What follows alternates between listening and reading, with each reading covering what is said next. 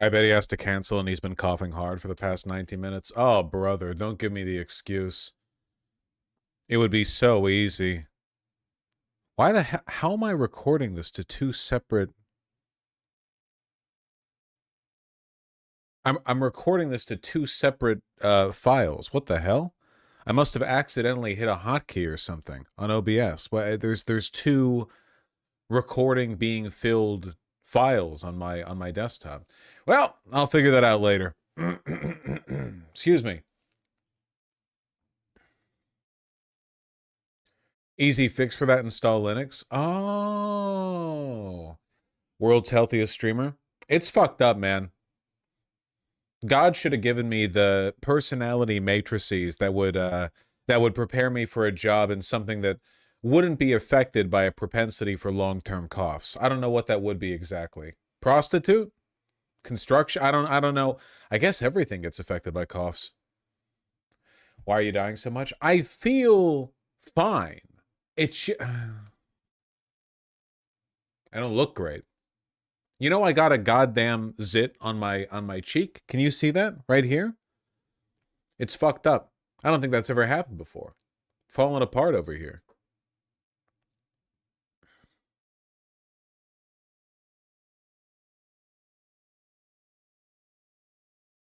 Pushing 40. Yeah. Have you checked yourself for allergies? Oh, I have allergies, but that's, again, it's not relevant here. You're all trying to outwit the truth. I know what's wrong with me. I got the cold twice. Everyone in my friend circle's gotten it. And I get the cough easily. I get it's consumption, you know. I've got my fainting couch, all right? I don't have my wherewithals. AOC interview in 1 hour, fellas? Who cares? AOC interview with who? What are we talking about? Man. How y'all doing? Did you see Fuentes admitting to being a virgin? You're not up on your Fuentes lore. Admitting? What do you mean? He's been saying that for years. And he's fucking lying, by the way, because he knows it's Fuentes can't admit he's gotten ass for the same reason that Korean pop stars can't admit they have boyfriends, you know? Their fans would lose their fucking minds. No wonder he's sick of them.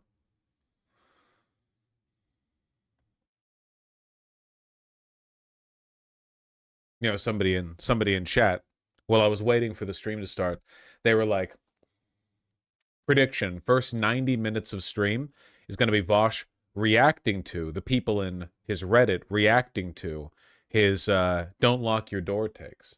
To which my response is, I didn't know there was discourse. I guess I should have expected it. That's what I get. I bring it up and then I fucking leave for another week. Hope you all are doing well. I'm not engaging with it, okay? There were so many posts, man. Yeah, I can see that. I can see that.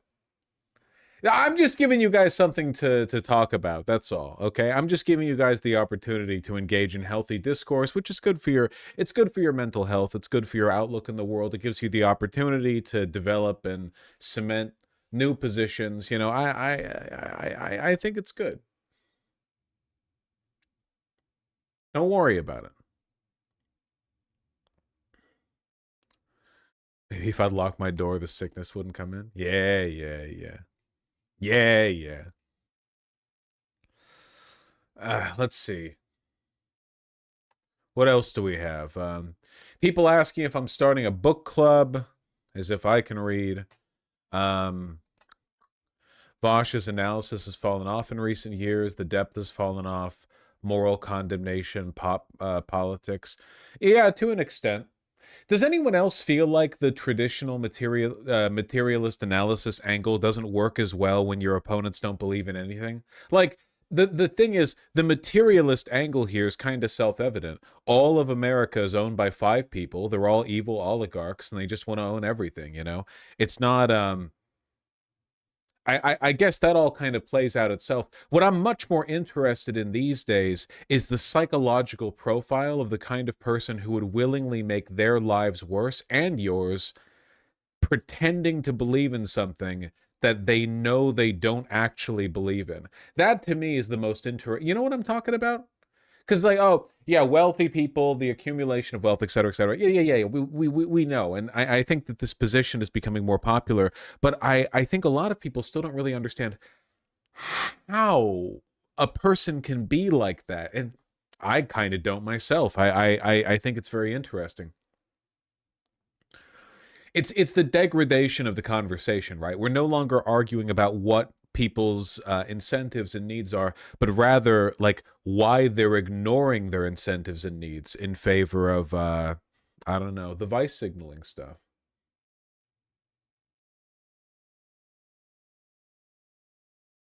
Yeah, I don't know. It's weird. It's very strange. It's very strange. Yeah, it is why I don't go for the debates anymore. That might change. Maybe in the future the conversation shifts, but right now, damn, it is fucking nihilistic out there.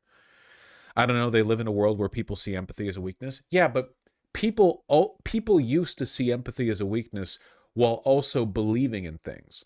The belief that empathy is weakness isn't necessarily anti-empirical. It's like a pretty evil thing to believe, but you can believe that and still have real sincere beliefs, wrong or otherwise.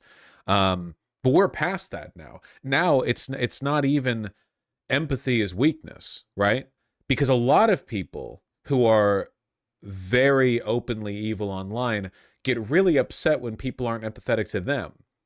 They're not even consistently hateful. They're not consistently anything. You know, it's like a total. It's the death of meaning. You've nothing. There's no position they have to really engage with. It's not even consistent hypocrisy, to be honest. It's like they don't know that you can believe in something, and they project that belief outwards too. They assume you think the same way they do. You know, that your belief in things like, well, maybe healthcare shouldn't bankrupt you or whatever. You know, maybe we should all get along. Whatever you believe, are just as ephemeral and insincere as their beliefs and all the bullshit they say. It's crazy. Like genuinely, how do you engage with that? I mean, that's my current hyperfixation. I do think it's a rot of the soul. It's the reason why I use more morally grandstanding language, because I feel like we've kind of eaten away at all of the layers surrounding the core of the problem, you know? Fascism is close to it, but you can actually go deeper than that. I think that eventually you start rotting away at sort of the, I don't know, epistemic foundation of life itself. Like you get past all of the evil beliefs and you start getting into the evil unbeliefs, and then you're not really debating any positions or reasons or arguments or whatever. Instead, we're debating like whether or not it's worthwhile to put the effort in to believe things to defend it to begin with. And that's such a weird thing to have to argue for, because you'd think everyone would just go along with it to begin with. Like I thought that came free with being alive. You know what I mean?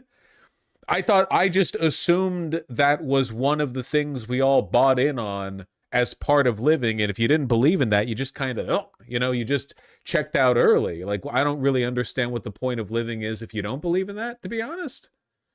Seems like kind of an empty life. But I guess a lot of the people who don't believe in it also kind of don't believe they don't believe in it. Like they insincerely don't believe in it. I don't know. I don't know. Our true enemy is nihilism. Yeah, I mean, once you get past everything else, your enemy is the bourgeoisie, your enemy is the police, the military-industrial complex. Yes, of course. But fundamentally, right, your enemy is entropy. It's the death of meaning, right? That's every ideology's enemy at the end. The only ideology that doesn't have that as its primary enemy is the unideology. It's the death of meaning itself. Sorry, I sound like Jordan Peterson. Um, I'm not really describing nihilism, by the way. I know that people who have a philosophy degree are, I mean, they've got bigger problems, frankly, right now in this job market. But I know they're like, well, he's misrepresenting. I know. I'm just using the term, okay? Don't be such a prescriptivist.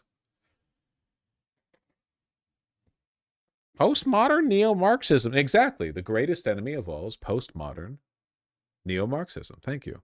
Nice pit segment. What if I toss that on Maine? What if I toss that shit on Maine? What if Kobe? Sorry I look like shit, by the way. It's because I feel like shit. Just sickness, just a cold. It's just a cold. I got a cold. And then I went to a friend's wedding, and then I traveled to Southwest, and then I came back home, and then I got a cold again. You look pretty normal. Nah, I need a haircut, and I'm really unshaven. Look at this. This should line up. See, it's no. I look like shit. Texture in your shirt looks nice. Thank. It's half linen, half cotton, very light. Um. Okay. Fair hair's a bit off. There you go. Be honest. Be honest. I've been told by a fellow leftist that milk pasteurization is neoliberalism. Well, that's true.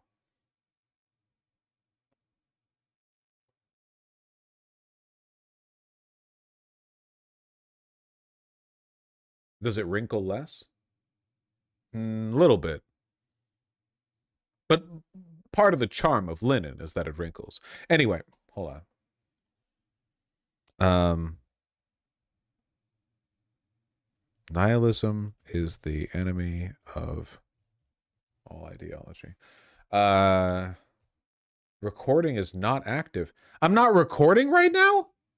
Oh, brother. Then why did it say I had 2 active recordings?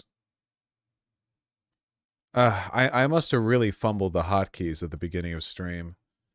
Well, the editors will just have to pull that one straight from the VOD. Have you ever done this before? Fumbled the hotkeys like that? No, not in that specific way.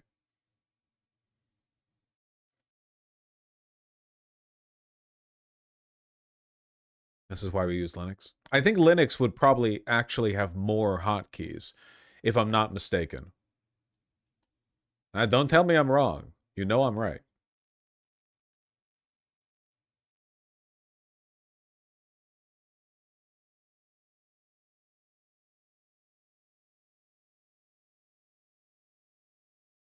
Have you ever streamed before? Every time I've been away for a couple of days, it feels like I haven't. How have you all been? You read any books like I told you to? You fought against the decline of the human condition?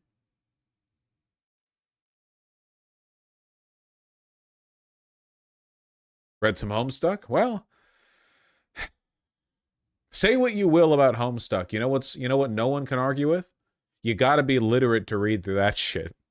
That is not something you can get through without having some kind of interest in reading. I mean, they throw the words at you. Phew.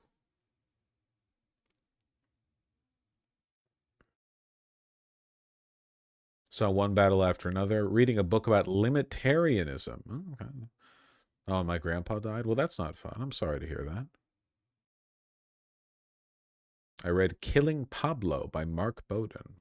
Don't know what that is, but nice. Nice, Kowalski. Happy to hear that. You hear there's a war brewing between Thailand and Cambodia? No, but I believe in them. I'm rooting for, I suppose, Thailand. I think that's the woker of the two countries. My partner broke up with me today. I'm really sorry to hear that, Haruhi Suzumiya. At least your familiarity with, philosophical, emotionally poignant moe anime will carry you through this difficult time. You've got like the grounding to engage with it.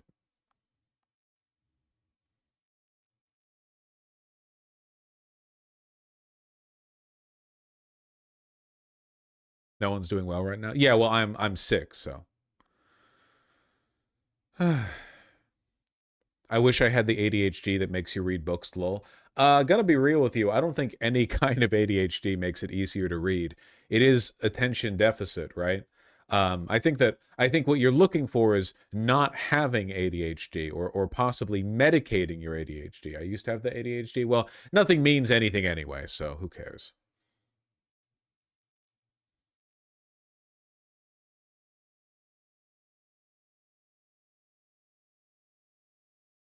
Doesn't hurt to start with audiobooks, then lean into reading later. Yeah. Or maybe get into short stories, you know? King in Yellow, right? Collection of short stories. Short stories are great. If you don't want to have your attention held for a solid like 800 pages or whatever, you can, there's some really good writing out there that's just like 30 pages. You can sort of dip your toe in a little bit. I do think, look, I'm not saying audiobooks are bad. I do think that they are meant to be disposable a little bit, right? Like you listen to them and you're like, oh, uh-huh. But I don't think they grip your mind the same way the cognitive process of reading text and processing it does, you know? What about fan fiction amount? Well, the problem with fan fiction is that overwhelmingly it's really poorly written. Fan fiction is almost always fan servicey, right? Like you are a fan of the media, so you want to see all the characters do different things or be in different situations or whatever, but you're not really being challenged usually when that happens, right? I mean, you're kind of fulfilling a pre-existing interest. It's the tropification of media, right? The ideal artistic experience is one where you go in with very, very few expectations, and then your mind is blown in a way that you couldn't have possibly expected, right? It's one of the reasons why I'm so much not a fan of the, that TikTok or book talk or book Twitter, whatever trend where you search for, especially romance, because it's always women doing this. You search for books based on the tropes they contain. So you're really like removing the cognitive element of the, like, it's one thing to be interested in a particular genre, I get that, but if you're looking for individual tropes and plot contrivances and stuff, it's like, damn, like you're like the book's pre-written, you know exactly what's going to happen.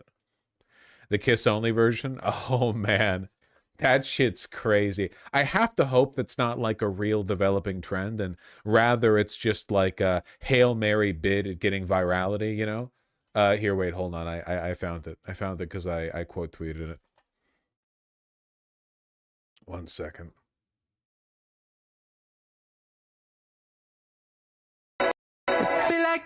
All right. Fucking copyright audio, obviously. When you find an author who wants to be inclusive to all readers, she publishes 2 versions of her books. One spicy and one kisses only. Yeah, stuff like this.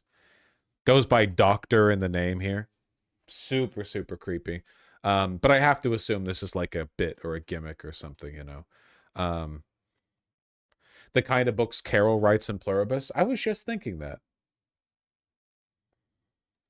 Why women need to stop saying spicy challenge. It is like, if you refer to sexual content in media as spicy, you are doing the Gen Z version of when millennials said sexy times, except the difference was millennials were getting mad pussy while saying that. That corny brand of millennialism corresponded directly to like interacting with women in a sexually fruitful manner, you know? Spicy? Jesus Christ. Isn't calling food spicy, like, aren't you supposed to call food spicy when you like? Isn't it good to be able to handle spicy food? I don't get it. Oh yeah, no, scene girls loved his sexy times, 100%. Absolutely.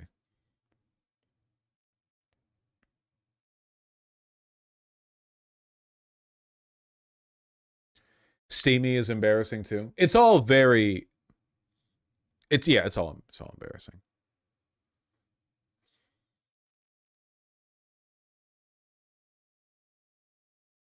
I will say spicy can apply to sex. It's not about whether or not it applies as a euphemism. It's whether or not you personally feel a gut-wrenching embarrassment when you pick up a book at a bookstore and you look at the top and it says spicy version. Does that not like grip you? Does this not horrify you? This banal self-censorship, this insane like Gen Z coded anti-intellectualism, and it is anti-intellectual, by the way, to pre-censor media in accordance with like your existing interests or comfort level, you know. Could every author publish a version of their book where they remove all the stuff I don't like? It's crazy.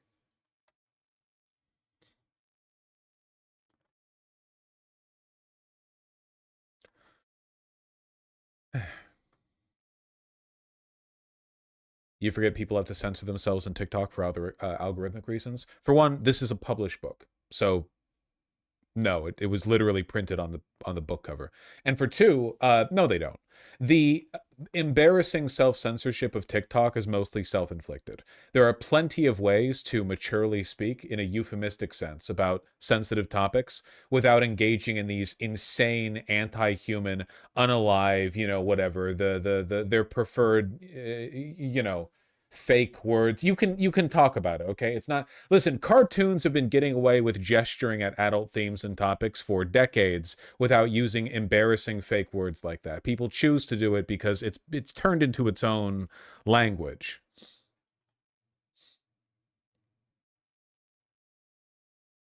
Chinese netizens mock Westerners so hard at censorship workarounds. Yeah, Masaigu, but it's clearly not working out for them because those Chinese netizens have even less sex than American Gen Zers. So I don't know. In terms of how much this is damaging the collective social sexual psychosis, the collective consciousness, I don't know if it's necessarily working out more in their favor, Um,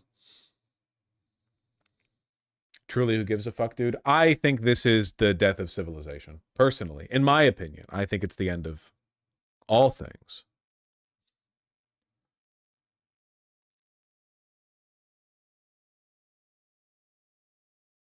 It is over. Yeah.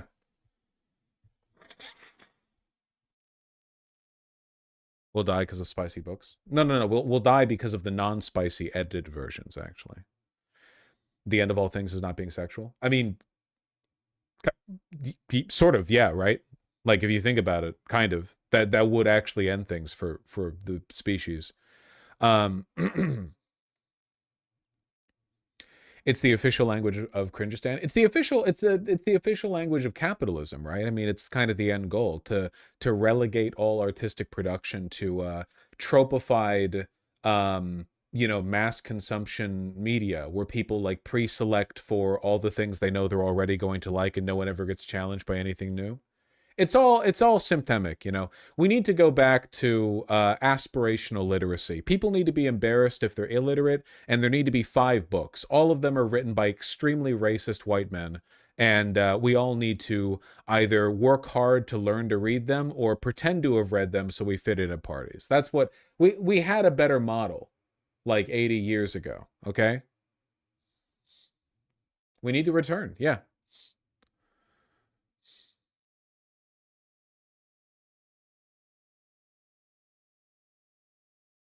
Babash, you don't read. And you should all be able to make fun of me for it. But you can't because you also don't read. See?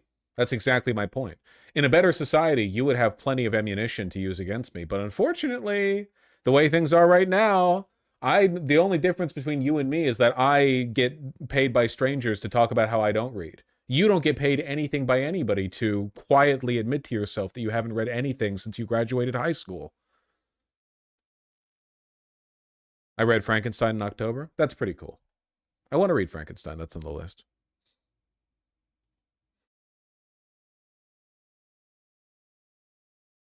Read House of Leaves. I know you have it. You don't know. You don't know me. You don't know me. The term Nero spicy is genuinely more embarrassing than the most cringe millennial sayings all combined. You guys, that one ad on Twitter, I had to block it because I kept seeing it over and over again. Presumably targeted at me, your Nero spicy brain will cry when it finds the routine that works for it or something like that. Has anyone seen that? That like specific combination of words. Please tell me I'm not the only one Twitter directed that ad towards. Okay, a few of you say you've seen it. Okay, that's good. I've seen it. Yeah.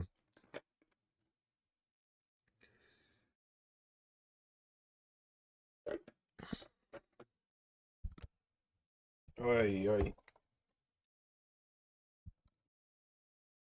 Is that vodka? Yes, that's a 2.5-liter jug of vodka. Thank you.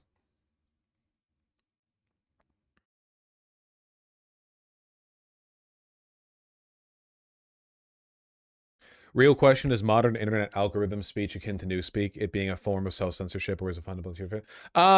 No, I think that listen, okay, newspeak is a fake language in a book. I think that it was describing a tendency, and I think that there are similarities to the tendencies that we see today.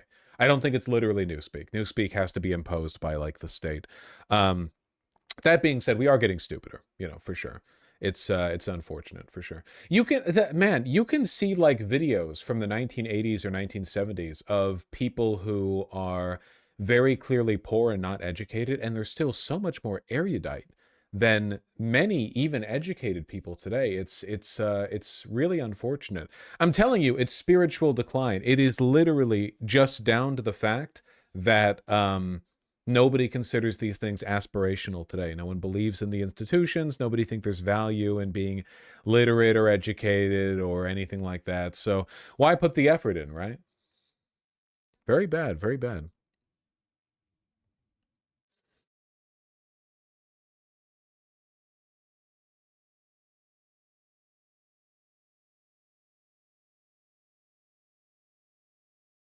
Effort is woke. Well, that's true, yeah.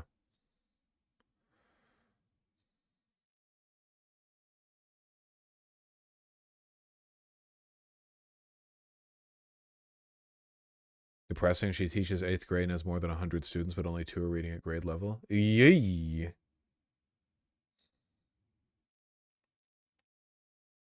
Is it a rule that all elementary school teachers have to have colored hair? I swear it's like it's a trope. I see it all the time. Sometimes these kids, I don't understand how they ended up to this point. You know what I mean? Like, I teach 8th grade history, and I have 110-ish students. 2 of them are reading on grade level right now. 18 of them are at a kindergarten level. 55 of those students are between a 2nd and 4th grade level. That's a lot of them. And that's typical of what I've seen lately from students. But it's not just literacy. It's not just literacy, and it's not just like lack of content knowledge. It's not just critical thinking skills. It's basic thinking skills. My students can decode almost nothing. They cannot apply. It's so frustrating talking about this too, because I know a lot of people watching right now are rolling their eyes and they're like, isn't this exactly the same as every other time people hit their 30s and then say that they were the last generation that made it out, the last chopper out of Saigon, and all the kids these days are worthless or whatever? Haven't people been complaining about this since ancient Greece and probably well before? It's frustrating because it's like, yeah, I don't know, man. Every generation complains about the next generation's cognitive abilities. Oh, they're so much more rude or whatever. But that doesn't discount the possibility that you might eventually run into a set of circumstances where, no, it actually is a lot worse this time, It's rough. It's really, and it's like, it's one of the problems. For me, this is up there with climate change. The Trump administration is going to be gone soon. Trust me. America is still going to be dealing with bullshit into the foreseeable future, but this administration, its time is limited. This shit, okay, this is like a long-term like collapse of civilization thing up there with climate change to me. Inference. They cannot process questions that are longer than a sentence. They cannot connect cause and effect. They can't track multi-step ideas like in a political cartoon. And it's again, like, we know what's causing this too, right? Part of it is inattentive parenting, right? Parents kind of dropping the ball, but a lot of it's the phones, it's the internet. Yes, obviously we know for a fact that exposing a bunch of like 2-year-olds to 5-year-olds to 8-year-olds to whatever to a nonstop train of short form content, incoherent gibberish or whatever.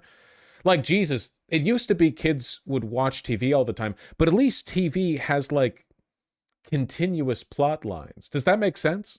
Like, if you're a young kid and you're watching TV all day, at least you're watching, structured content that has a narrative. There's like a story you have to engage with. You can learn new things. But I mean, I don't know. I don't know, with like Coco Melon or whatever the fuck, but a lot of the shit young people watch now, I feel it's literally just like lights and sounds.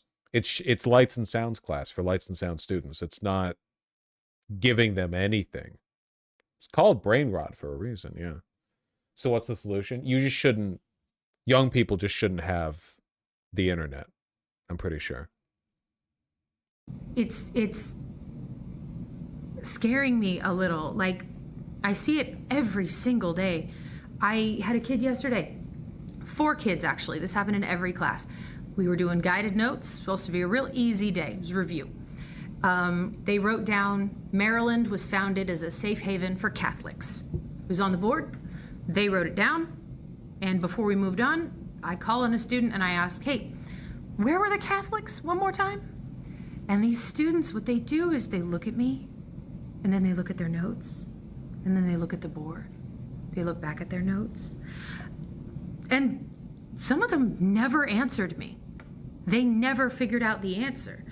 It was wild. And I kept giving them hints, like rephrasing the question and saying, like, it's in your notes. We just wrote it down. We just wrote it down. Where are the Catholics? It's on the board. And they never got it. They can't read their own notes. Not, and I don't mean their handwriting. I mean, like, they can't make heads or tails of it on the page. I had a kid today. I have these extra credit assignments, 3 of them. They're on the wall. They could turn it in at any time. Fuck, dude, that's so bleak.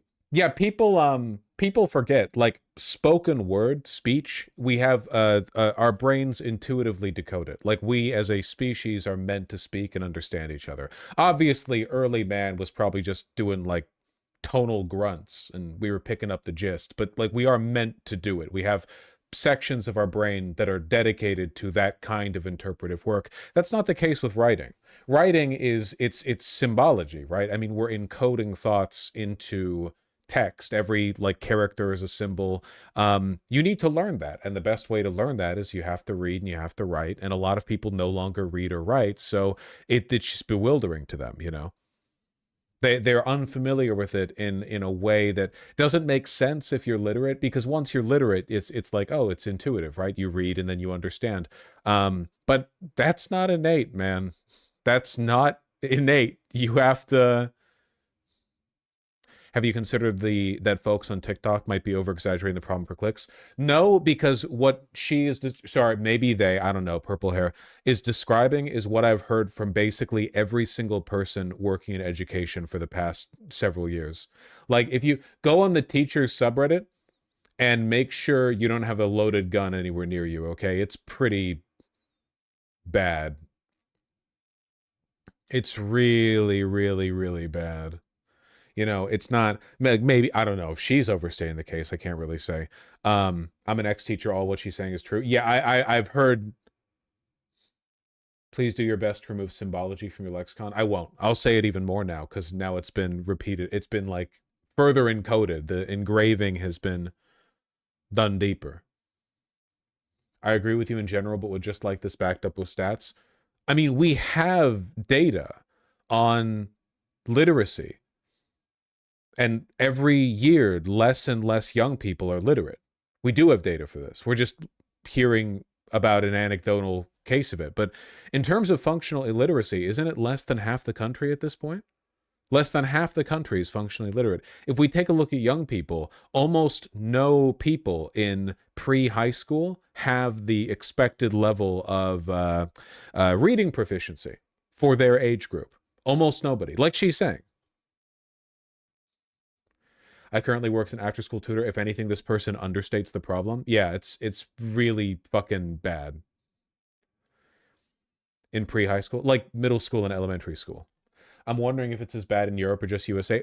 I think a version of this is happening all over the world, but America is getting it worse than Europe. Of course, Europe has, like, there's at least 5 countries in Europe, so presumably there's a lot of variance, but there's a bunch of states in the USA. I think America in general is doing worse right now.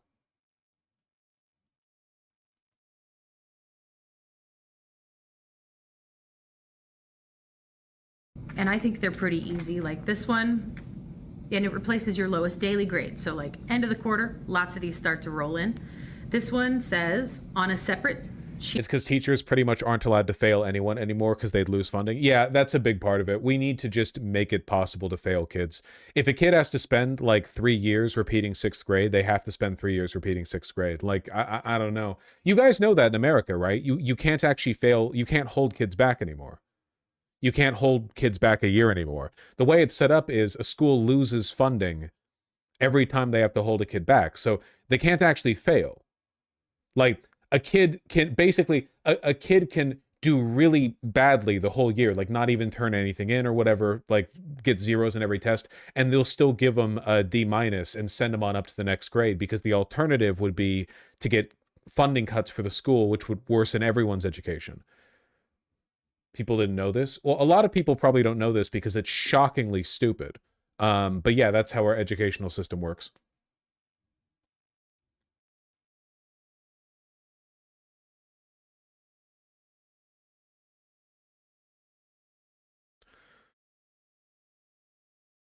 I saw a teacher in a podcast say the national truancy rate is about 30%, but the graduation rate in high school is about 90%. Whew. I feel like conservatives would want to fix this. Nah, not really. They want to get rid of the Department of Education. This is kind of part of their like long-term goal. I would say though that like liberals and conservatives have both dropped the ball on this pretty hard. But yeah, no, wanting people dumber is a big part of the conservative project. Yeah. From firsthand experience, my 16-year-old sister genuinely cannot read longer than one paragraph and is fighting for her life in the SAT. Jesus, that's really grim, man. That's real. It does kind of feel like, you know, Last Chopper Out of Saigon a little bit. I don't know. I don't know if I could. I don't know if I could. If I had a younger relative who was functionally illiterate, I feel like I couldn't help but look down on them. I know it's not really their fault, but the only thing I would want to do with them is try to teach them how to read. Like, I wouldn't want to, oh, you want to hang out? We're at like the Thanksgiving party. Yeah, let's hang out. Okay, here we go. What does this sentence say? Can you read this out loud for me? I feel like I wouldn't have anything else to talk about with them, because so much of the, I guess, like experiential world is rooted in the ability to read. And if you can't do that, I feel like I got to cross that hurdle before I can eat. But I can't teach you how to read in an afternoon. Maybe ever.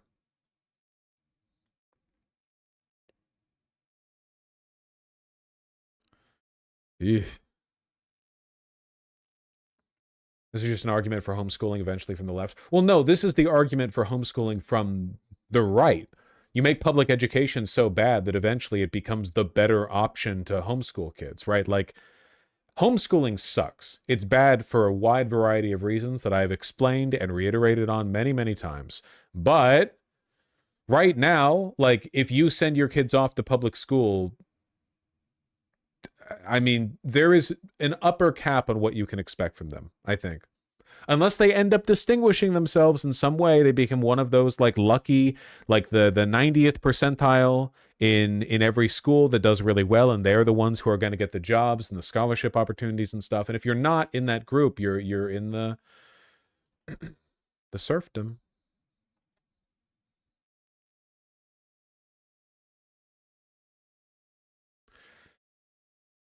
Sheet of paper, choose 4 principles of the Constitution, and for each one, write what it means in your own words. American charter school thoughts. Charter schools don't fix the problem at all. They're just a way of milking money out of the government. They don't fix the problem. An example of how it works in the U.S. government today, and a personal example, how that principle might show up. Oh boy, you're painting all homeschool with a broad brush, or whatever the idiom is. Yeah, of course. If I'm discussing a concept quickly, I kind of have to describe it in a general sense. But I've talked about it more at length in the past. You probably wouldn't like how I've talked about it in the past, though. I have a very, very negative opinion of homeschooling. I think everyone should go to public school at gunpoint, and all public schools should be excellent. You know, I don't think parents should have a say in any of it. You just get in the factory. You know, get in the education factory.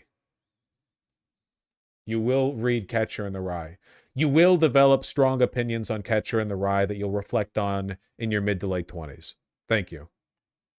In your own life, school, or community. I wrote them an example, and I labeled it, do not use the example, and I even gave them a checklist at the bottom. Make sure you have these 4 things so you can get full credit before you turn it in.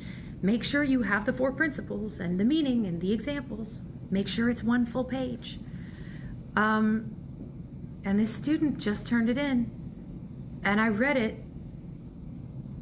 First of all, they don't write it on a separate sheet of paper. I've only had 1 kid this year do that. They just write like in the spaces of the instruction, like in the margins and stuff. Very bizarre. But like they just don't do the assignment. It's like they don't understand because it's not written in like a multiple choice format. This is exactly what this student wrote. They wrote the principle's definition in the student's own words. They rewrote the instructions. The whole thing. Even the example where it says, do not use this example. Doxed. They just copied the instructions and wrote them again. And what do you, like, as a teacher, what do you do with it? Like, she should be able to just hold all these students back a year. Like, what is the point of school if you just graduate even if you didn't learn anything? I don't understand. What, isn't the whole point of grading as a concept to sort of make sure you know the stuff before you go ahead? I don't get it. And then checked off the checklist, even though like you didn't do it. And this student, just like the students yesterday, I don't think they're fooling with me. This is a student who's doing extra credit. At this point, the teacher can't fix this. No, the teacher can't fix. No. This isn't the teacher's fault. It's iPads and iPhones and iThings and the parents' fault. Mostly the internet, I think. I don't think all parents have gotten much worse in one generation. I think, but we do know one thing that's changed in the past 20 years. One thing for sure. I don't think the human condition has changed that much. You know what hasn't changed? The American educational system. That shit has stayed the same for like 100 years, okay? It's not any of that. There's one big change from between now and 20 years ago that might be affecting the cognitive abilities of young people. And we need to grow up and acknowledge this, you know? On their time off, they genuinely want to bring their grade up. I know them. But like, is that what you think that the extra credit assignment was? You sat there and thought like, yeah, she wants me to copy down the directions. This is leaking to university. Yeah, I mean, at this point, bachelor's degrees are basically just like continued daycare for useless non-adult 18 to 21 year olds. But yeah, the trend will continue, okay? The illiteracy will continue until civilization ends. Thank you. And then turn it in. But no, they didn't think that because they didn't think anything. These kids have a frightening ability for information to go from their eyes to their hands and not pass through the brain at all. Like, what do we do, y'all? That's pretty bad. The ship is sailing across the ocean and there is no one at the wheel. They made TikTok videos pretty long, huh?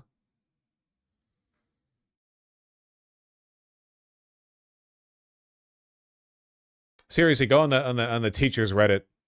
You know, it's pretty grim. They have banned social media for 16s and unders over in Australia. I don't know the details of the law. I'm sure it's Australia and they're a fucking nanny state, so I'm sure they're fucking it up somehow. But conceptually, it's probably pretty good. Pretty good idea. Yeah. But it's not just social media that young people need to be kicked off of, okay? They just shouldn't have the internet. The children are cooked. What is this? Everybody needs to know that slaves did not get paid. No, they didn't. No, they did not. These are like 5-year-olds. I don't know what to make of this. It's like 5-year-olds.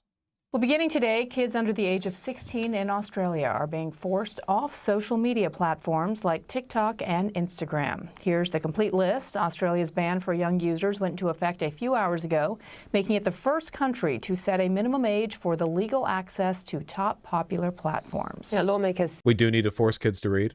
Yeah, we literally used to do that. It was called English class in school. Apparently in DC, they're removing books from the curriculum for 8th graders. For their schools. They're saying like, well, no, 8th graders don't need to read full books anymore. Fucking what? They want to protect children's well-being, and their efforts are backed by research showing that too much screen time does more harm than good. Other countries are expected to bring in their own regulations. Yeah, the new curriculum removes full-length novels for 8th graders. 8th graders. These kids are 13.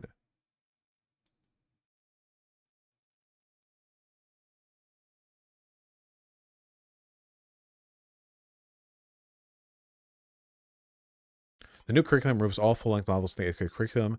Previously, Dale 8th graders read challenging and thoughtful novels like To Kill a Mockingbird. The rationale for this change is the old curriculum was cobbled together through trial and error by Dale's English teachers, and the new curriculum, which focuses on short passages, will be better prepare the students for high school. I heard a 16-year-old-ish girl in a Newbery comic say, "Oh, I can't read chapter books" to her friend.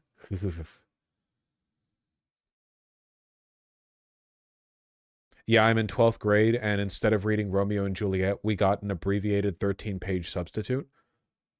What? Wait, Jeroen, real? Are you fucking serious? Romeo and Juliet isn't even that long. Oh my god, man.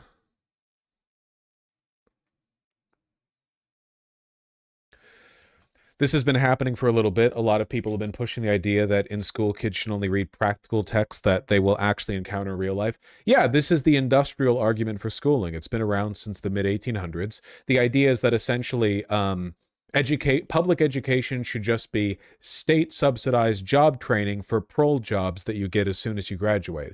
Why not have why read books when you could get started early on watching Amazon Warehouse training modules? You know, this has always been the industrial argument for education. You don't need to engage with art. Your job is to read well enough to work a ledger. You know, we're getting back to it.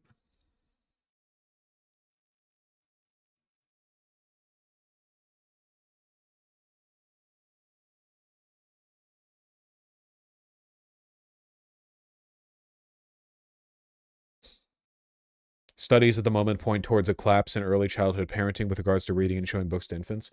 Yeah, I mean, it's kind of cyclical, right? Because at this point, young parents have also grown up with the internet. Their attention spans are also fried. They haven't read, so why would they read to their kids? The cycle is broken. You know, the chain has been pulled taut.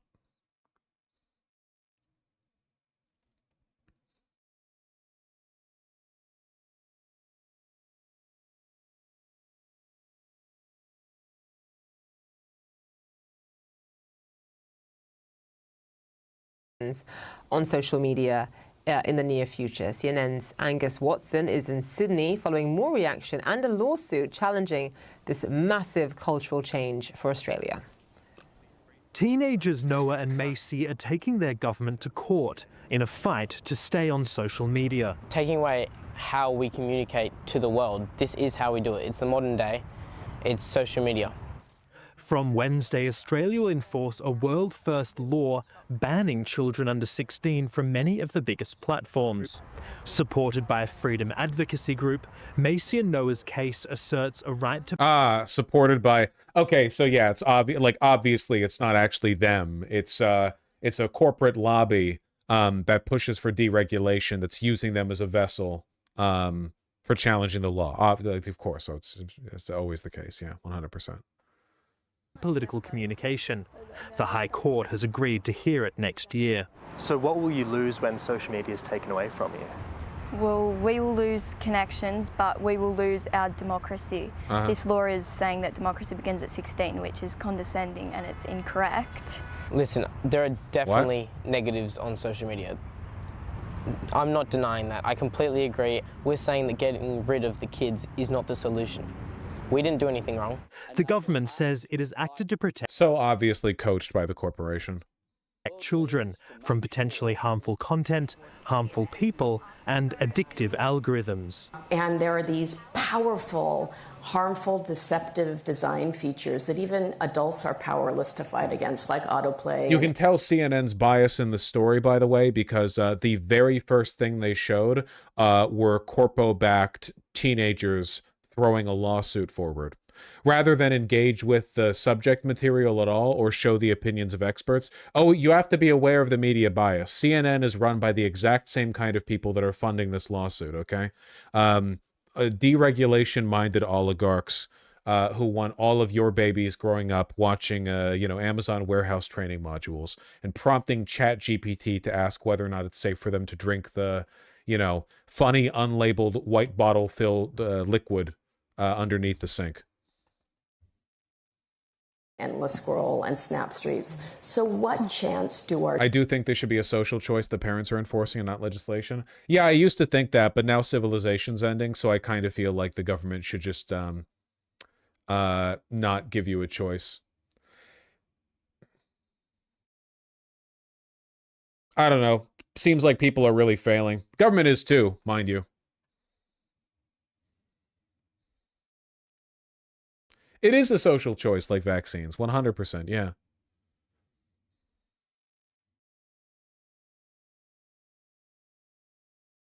Is this a social media internet cause thing, though? I think it's 100% because of the rise in prominence of internet content, 100%, yeah.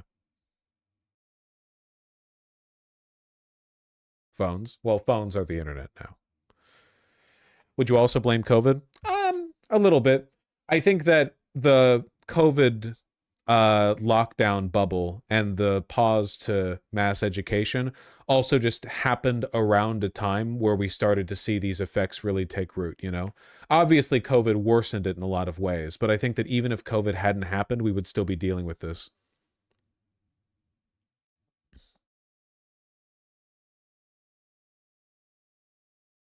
Definitely a double whammy.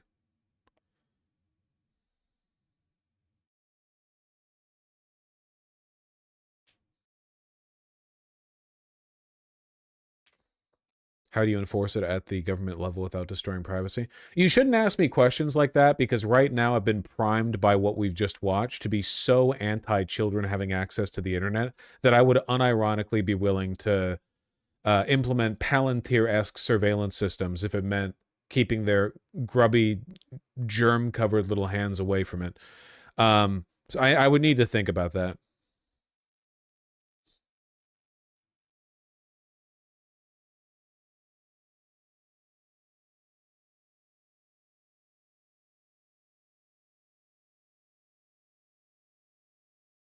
children have. Under the new law, young social media users won't be punished for being on age-restricted apps, nor will their parents. Instead, Australia is requiring tech companies to take reasonable steps to keep under 16s off their platform. Realistically, what does enforcing this new act look like, and what does success, in your view, look like as well? Because there is the argument that this is just sort of kicking the can down the road and not really... This really hurts LGBT kids or kids with abusive parents.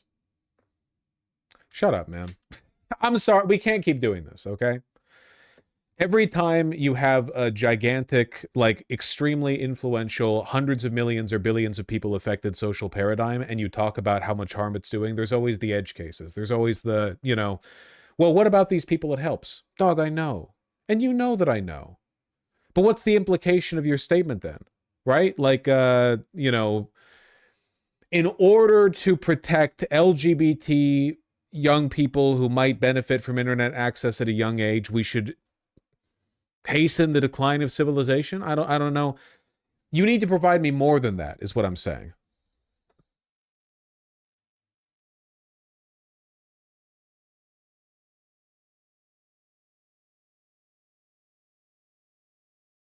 What about social clubs at school? It's got to be a lot easier to come out in person now than it was back before the internet. The past 25 years have seen a remarkable increase in tolerance of queer people across the West. mostly the West, right? Like it's not been as sharp in, Africa or the Middle East or South Asia or whatever. It's better now than it used to be.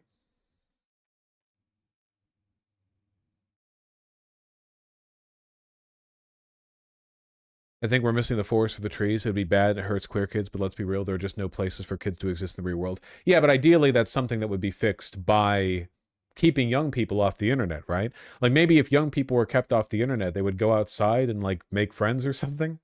That'd be cool. I assume that's probably good for their mental well-being, for them to hang out with people and have friends.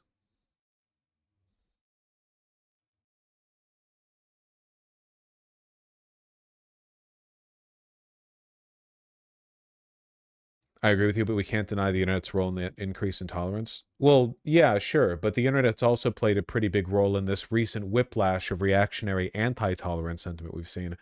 Not to mention, the internet still exists. You'll just get it when you're older, I don't think we're putting the lid back on Pandora's box or anything. Gay people are still going to continue to be much more socially accepted than they were 20, 30, 40 years ago. It's just, I don't know, civilization's ending, man. We got to do something. We got to do something. Looking rough out there. Well, anyway.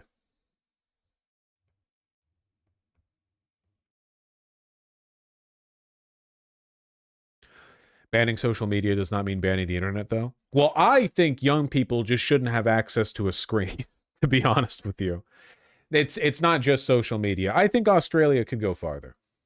Every residential unit should have a cop peering in through the windows, and if a young person ever touches an iPad, they just start firing wildly.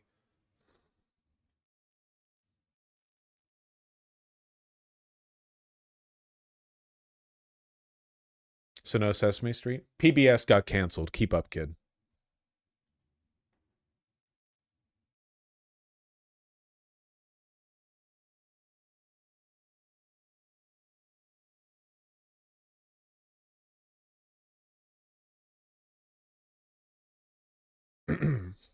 The internet's not the worst thing ever. It's short form content designed to be as addictive as heroin. Well, there's a lot that goes into it, really. Like the internet's caused quite a few problems. But also there's no way of really getting rid of that short form content. Like we've discovered how to make Fent. We're not going back to people aren't going back to non-Fent.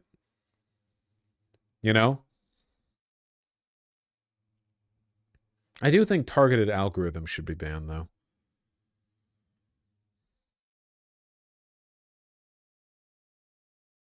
Are you also against CS classes, lol? No? I don't see why I would be.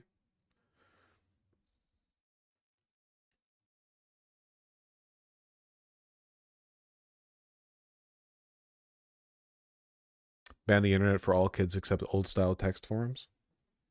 Those were a hell of a lot better than what we have today. I don't know.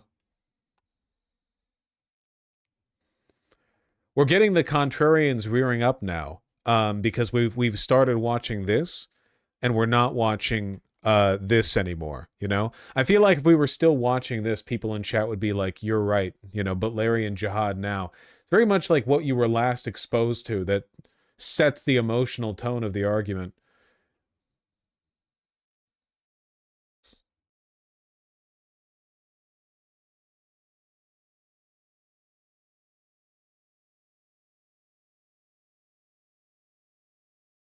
I'm just looking to get to the next first rooted comment, man.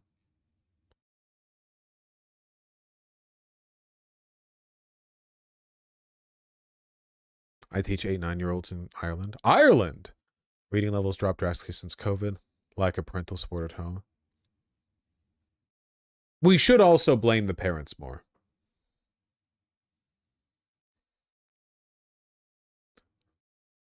What if governments just force companies to stop allowing short-form content? But it's not just the short-form content, though. Like, that's what's frying your brain. But what we're talking about specifically right now is the fact that so many young people are just illiterate. And they're illiterate because they're not read to at an early age, and they're not taught how to read properly. And, for them, the best way to get information is through a screen. But you're not reading books on a screen, at least they're not, right? Maybe what they think is reading, or the reading they're getting, they're reading, you know, captions and blurbs. They're reading maybe articles at most, forum posts. They're not reading books.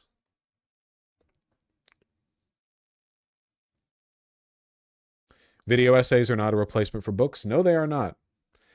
Think of it, it's not an intuitive skill, the ability to read.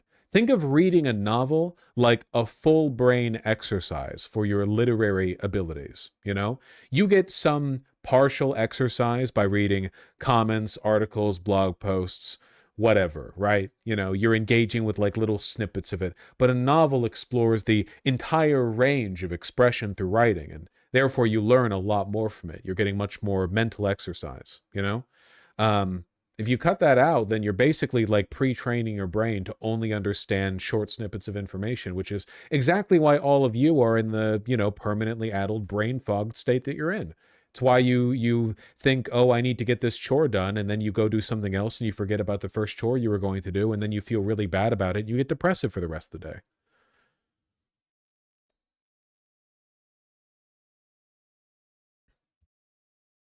No, that's the weed. Well, you shouldn't be smoking the weed either.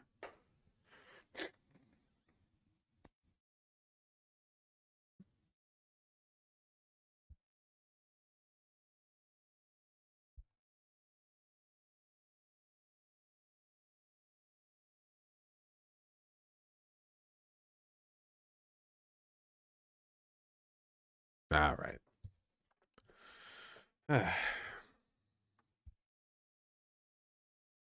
Excuse me. How do you fix that if you can't even do a single chore? You can, actually. Do you ever think of your role in this as a content creator? I'm not rage baiting. I mean, obviously, I benefit monetarily from people becoming more internet addled, but I don't really think that my content's contributing to any kind of broader intellectual decline, so I don't feel that involved in it, I suppose. You know, people will consume my content if they want to. Holy shit, the fucking essay posting. Gee, yeah, clearly I'm not contributing to any illiteracy because these are the most literate motherfuckers in all of live streaming fan culture. Jesus Christ.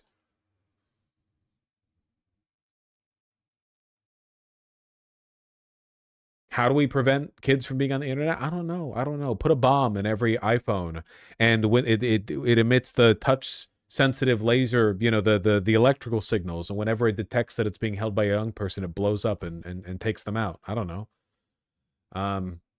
Look, it needs to be a cultural thing, okay? If you're a parent and your kid, we've shifted way too much of the blame to the teachers. Now it's like, oh, my kid is illiterate. Well, their 6th grade English teacher must be bad. No, they're illiterate because of you, you fucking idiot. You.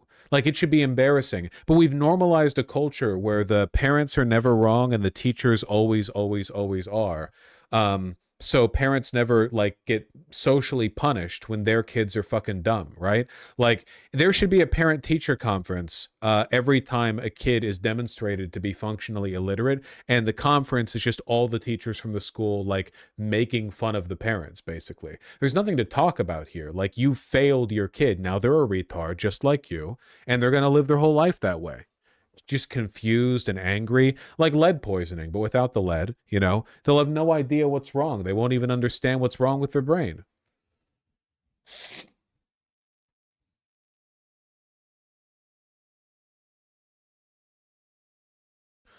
My mom's literal job is to go into homes and tell parents to read out loud to their 2-month-old infants, because otherwise kids are permanently stunted. She's doomerin. Yeah, a lot of people don't even...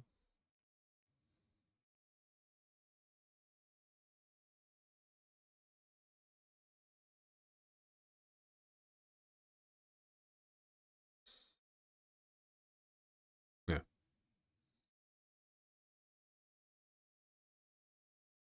It's pretty grim. It's pretty grim. A large part of this is how screwed parents are work/life-wise. Nah. People worked longer hours back in the 80s. I don't really think that's true. I'm just saying on average, you know? The total length of time people work in a day has not been going up over time. Now, work culture is very different? Maybe. My mom was back home in the 80s. I guess that's true. Yeah, we're on that two-job economy.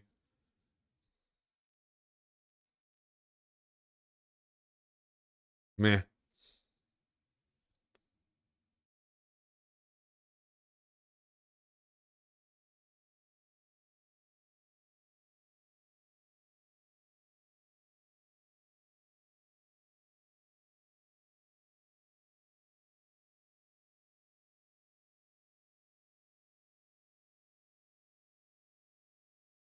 Here, hold on. You're calming down for a bit. Make your crotch goblins do their homework and check you, lazy fucks. All right. You keep that child-free bullshit out of here, okay? We're very pro-natalism over here in this house. Thank you very much. Your quirk chungus ass fucking what if we had a no kids allowed at the function? Fuck you. No kids at the wedding? Jesus Christ. No kids at the wedding. The things you people talk about these days. Yeah, can we have a big ceremony celebrating a new life together and not allow any new lives to attend? Make all the people attending spend collectively like $20,000 on the daycare accommodations or the babysitting accommodations they need for all of their kids to be taken care of?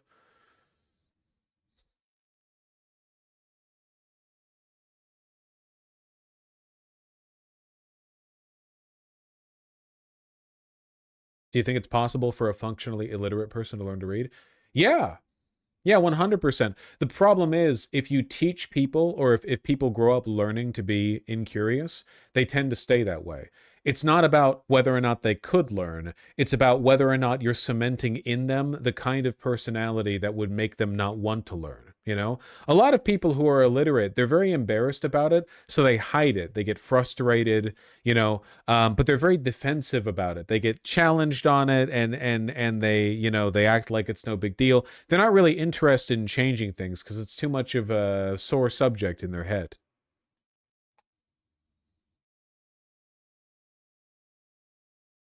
People have to have a good attitude towards learning.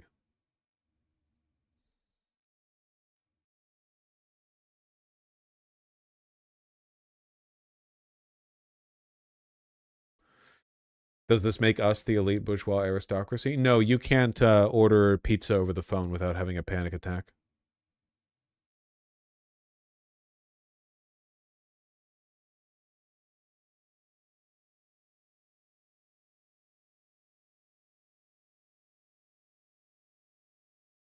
Rich people's kids are illiterate, true? Yeah, for the most part.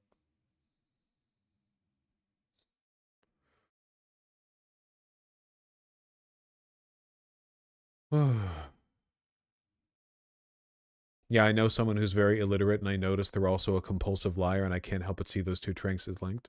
I could see that, yeah. I mean, it does make sense that education would make a person more given to truth telling, right?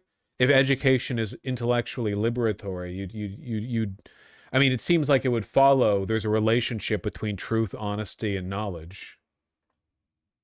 Yeah, how else do you do shit, right? If you can't read, I feel like you have to learn how to lie reflexively anyway, because you're put in so many situations where you have to wing it. I don't know.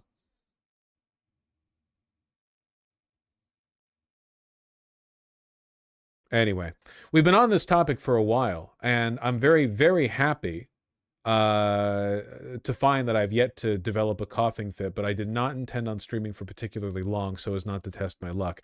We do have things we have to talk about.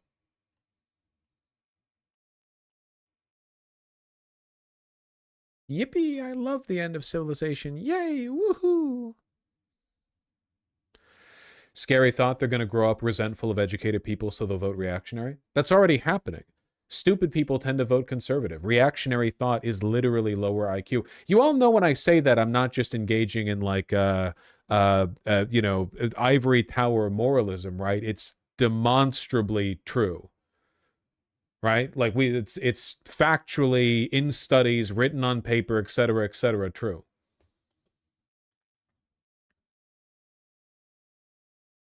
It is how it's always been.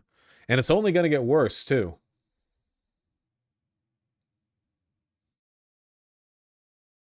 Don't you not believe in IQ? What do you mean not believe in IQ?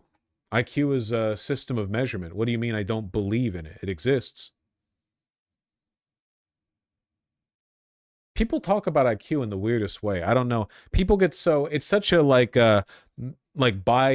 the multipolar discourse on it, where one side believes that if it exists, it must refer to general intelligence and be the one single determining factor that sort of assigns a person's worth. And then on the other hand, you have people who are like, no, it's completely fake and doesn't mean anything. Both are idiotic positions. I don't know what you mean. It's a measurement. The measurement exists. It does not measure general intelligence. Obviously, if it did, the Flynn effect wouldn't exist. I can't. Education noticeably increases people's IQ score, so it can't measure general intelligence or innate intelligence. Yes, people with a higher IQ tend to be smarter. Now, how much that means for them in life, there are plenty of 135 IQ people who are working the fast fry, or the fast food fryer. Plenty of people with 89 IQ who are up there in Wall Street. Social intelligence and connections, the ability to work hard and try over and over again, to recognize opportunities and take advantage of them. Those people tend to do better in life than high IQ people. Now, if you have that and the high IQ, then yeah, you're probably looking pretty good, you know. But it's not the be all end all.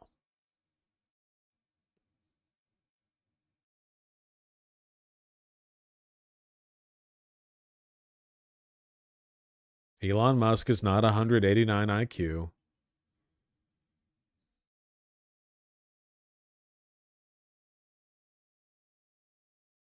I don't know. I feel like intelligence is inversely related to happiness. That's Rick Sanchez bullshit. Don't believe in that, okay? There are lots of stupid, angry, unhappy people. The difference is that they're not as good at rationalizing their intelligence or engaging with it. So they tend to lash out or not really process it properly. I think that oftentimes people who are sad and intelligent, they intellectualize it and they go over it over and over and over. They because they're smart, right? They're a rationalization machine, so they turn it into this big epic in their head, you know, this big narrative about what they are and what it means. Yeah, they ruminate and they pontificate. Shut the fuck up. It's like how every person who's ever been sad thinks they're sad in a unique way, but in reality, every human being has been sad in the same, 5 ways. You know? Like a person has a messy breakup and they're like, I thought I was going to spend my life with her. No one could see me like this. And it's like, dude, 2 out of 3 people have felt exactly the way you feel right now. There's nothing. This is one of the reasons why reading is so fucking important, okay? The whole point of reading books written in the 1800s is so you can be like, oh my God, they also were like that, you know? It's a very human experience, you know? You're reading some shit that was translated from a different language, 18 generations ago this was written, and you're like, damn, this guy's just like me for real. It'll be a passage about how a guy is embarrassed because he feels like he overdressed to an event, and he sees a girl and she looks at him and he looks at her, but she averts her gaze a little faster than he does, and he gets flustered and he thinks, oh, does she actually want to see me here, or is she shit testing me or whatever? And you're reading this shit was written in 1789, and you're like, okay, I guess we've basically all always been the same, which is nice, and I think it helps people connect a little bit to others. It's one of the reasons why smart people sometimes have trouble making friends. They get all up in their head, and they're like, no one else can understand what I'm on about. They can. It doesn't matter how smart you are. They can. I promise you, you're not that special, okay?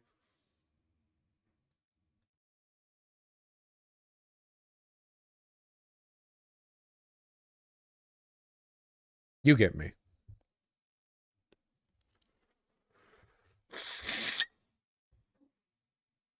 Excuse me. Well, we're doing pretty well considering the sickness.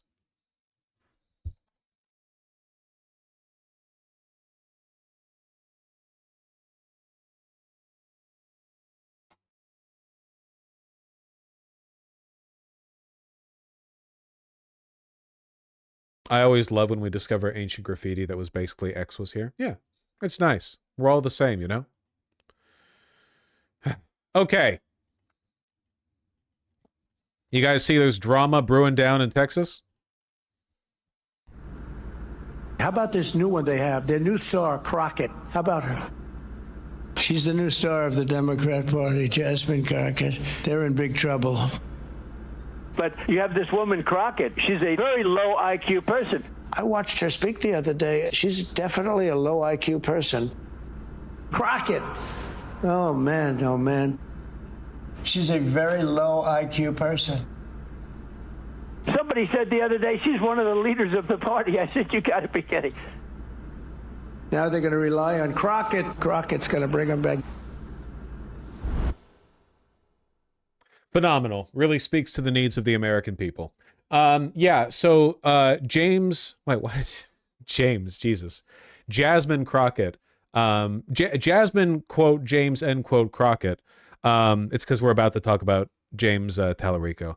Jasmine Crockett has thrown her hat in for the Texas Senate race, a Senate race that is going to be extremely expensive on both sides, hotly debated, right? We've got the Democratic primary coming in, and then the general. It looks like they're going to be up against Ken Paxton. So here are the stakes. Ken Paxton is running. That's the Republican. We don't know if he's going to win the Republican primary, but he's the worst guy who could win. He's hyper Hitler.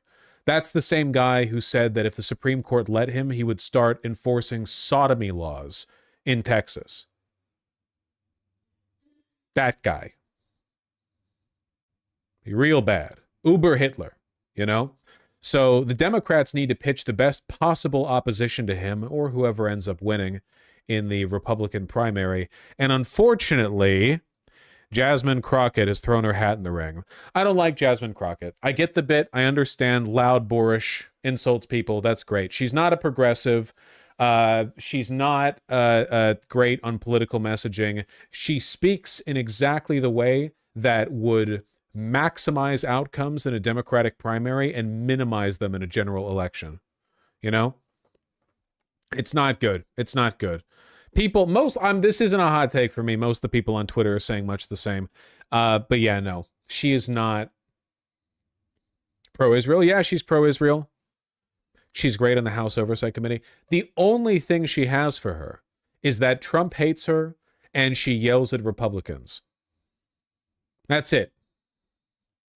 That's it. She's boorish, you know. She's not a progressive. None of her positions are progressive. This is IDPOL at its core, okay? It's identitarianism being used to pull the wool over people's eyes and get them to forget that they would be voting for a reactionary, a moderate corporate centrist, pro-Israel, you know. But look at her. She's girl bossing. Trump hates her. Jesus. I mean, look, this whole ad just says me, me, me, me. Look at me. I'm the enemy of the president. Me, me, me, me, me. Nothing about what you're going to do or what you want for the country or what policies you support. Me, me, me, me, me, me, me, me. Hold on. I got the right clip for this, okay? Because it's really funny and it supports what I'm saying. Of us, especially in this moment. There are a lot of people that said, you got to stay in the house. We need our voice. We need you there. And I understand. But what we need is for me to have a bigger voice. What we need is not only a voice, but we need to make sure that we are going to stop all the hell. It's really funny. It's not, you know, it's not a policy position. It's just really funny.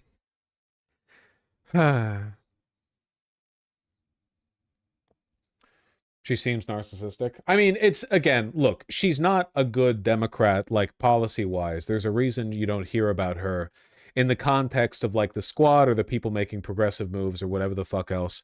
But I do worry, because I already see the narrative on Twitter, oh, just say you hate black women. I hate at least one black woman. Well, two, because Kamala Harris as well. Could probably find a few more in politics who I hate. I'm not a big fan of Candace Owens. They're going to idpol the fuck out of this, boys, okay? Every goddamn CIA agent with a bucket of shoe polish by their desk, you know, is going to be going online and posting, as a proud black woman, I'm disgusted all the Democrats who are supporting, you know, Tallarico over They're already doing it. They are already doing it. 100%.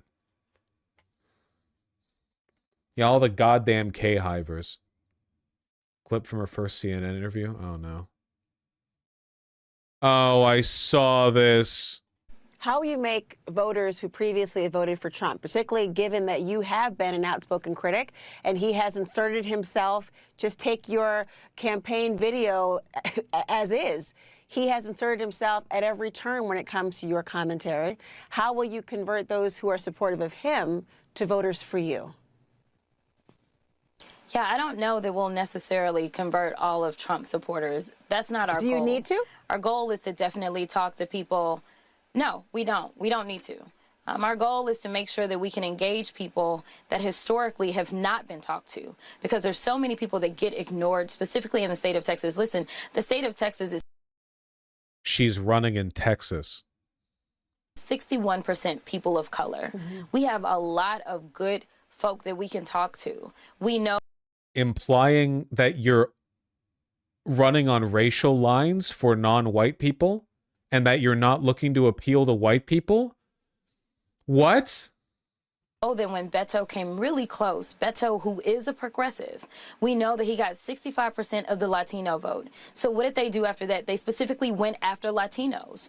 We know that he got close to 90% or right there at 90% of the African-American vote. So honestly, what we need to do is start talking. The interviewer did not mention race, by the way. She did. The question was about Trump supporters, a lot of whom are Latin, by the way. Talking to the vast majority of Texas. I think my message is very much a mainstream message. I don't know who disagrees with the fact that affordability is a real thing, except for the president, who says it's a Democratic hoax. But when somebody goes to the grocery store nowadays, whether it's in East Texas or whether it's right here in Dallas, Texas, or whether it's in Austin or West Texas, let me tell you, they are looking at those grocery prices and they are thinking we deserve better. Knowing that we do the amount of trade that we do in the state of Texas, yet right now there are these unwarranted tariff wars that is directly impacting us, knowing that we do agriculture big in Texas. We do everything bigger in Texas, but we do ag big, and understanding that we are hitting record-breaking bankruptcy filings by our farmers. Listen, my message is real simple. I'm looking out for you, your survival, and the survival of your kids as it relates to affordability, being able to actually go and access health care, being able to send your child to school, being able to afford a roof over your head. If that's not, you know, what Trump supporters want, then fine. Isn't her seat going to be raced anyway due to gerrymandering? No, this is a Senate race, not a House race. Then they absolutely won't listen to me. But I'm here for the everyday person, the person that's not the billionaire on the list that Trump has decided to take care of, but the people that he left sitting out in the cold, just like he did when he decided to be sworn in, and he decided that Inauguration Day, he would have it inside while so many of his loyal supporters were outside. The messaging is just incoherent here. You've got a dash of economic populism, but wait, she's not an economic populist, like, at all. She's just not. She doesn't have those positions. It's all anti-Trump shit. But then there's the weird, like, racial grievancing, or the racial grievancing here, which I don't understand at all. The, like, no, we don't need to win over Trump supporters in order to win. Most of the state is non-white, which, like, why would you... Why set up the narrative beforehand, you know? She also takes crypto money. Oh, she's taking money from a bunch of PACs and special interest groups. You know, again, it's literally just going to be the id pull bid. We are 100% with Tallarico on this one. You know, we are Tallarico pilled, you know? Brutal polling numbers for her before the campaign even starts. Good. In the Texas Senate primary, she needs to be crushed. Crockett's the only Democratic candidate in the Texas Senate race whose unfavorability rivals Paxton's. Nice. Yeah, Paxton polls very favorably against her. Yeah, -7 for Jasmine Crockett. James Tallarico, look at that. Low knowledge across the board, but a solid +16. Tallarico! I want to know more about Tallarico. Tallarico is like a good old boy, white Christian, big smile. But he's an economic populist, you know? Basically, he was developed in a lab to see if it was possible to make Christians believe in Christ-like things again. That's essentially his entire bit. His entire bit is a reporter will come up to him and say, like, do you really support Medicare for all? And he'll say, well, I think Jesus would have liked that. Yeah, basically. I do think we should feed the hungry and clothe the sick. That's his bit. That's his bit. Here, let me find one of his yeah,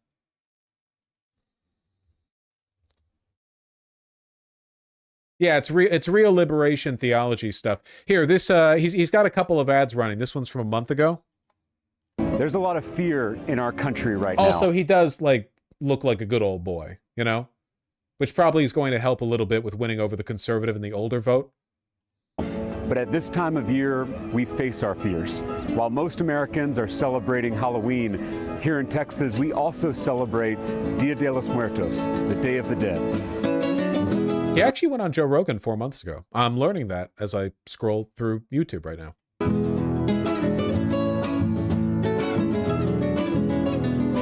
Our movement. Oh, sorry.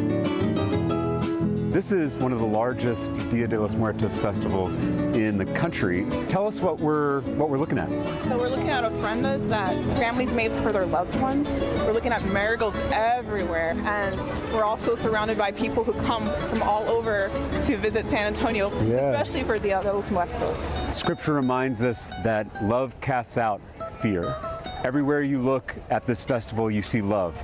Oh God, I hope the primary doesn't turn into a Hispanic versus Black slugfest. To be honest, that's kind of what I'm worried about. I'm going to speak very frankly, and you can all call me racist for telling the truth if you want, but there is a very annoying, very core group of prime centrist Democrat voters who are largely black people who are online, very online.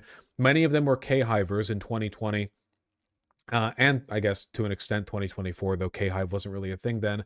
And they love to do the CIA's work for them. They love that shit. They love it. It's a very core, it's like a elite team of very online black people whose job it is to call you racist if you don't back their shitty corporate candidate. You know?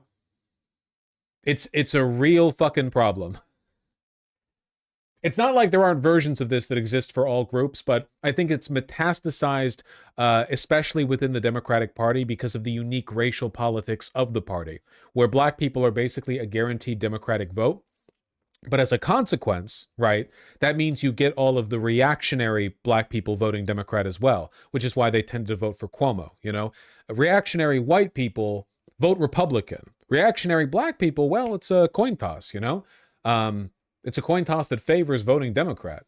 So I am worried about, like, Tallarico, who is very much like, we can all do this together, bring it all in together, you know, very nice guy. I'm worried about his campaign being dragged down by racial animus, being thrown at him by cynical people who are using Jasmine Crockett's run as an opportunity to flex, basically. Does that make sense? Does everyone understand this?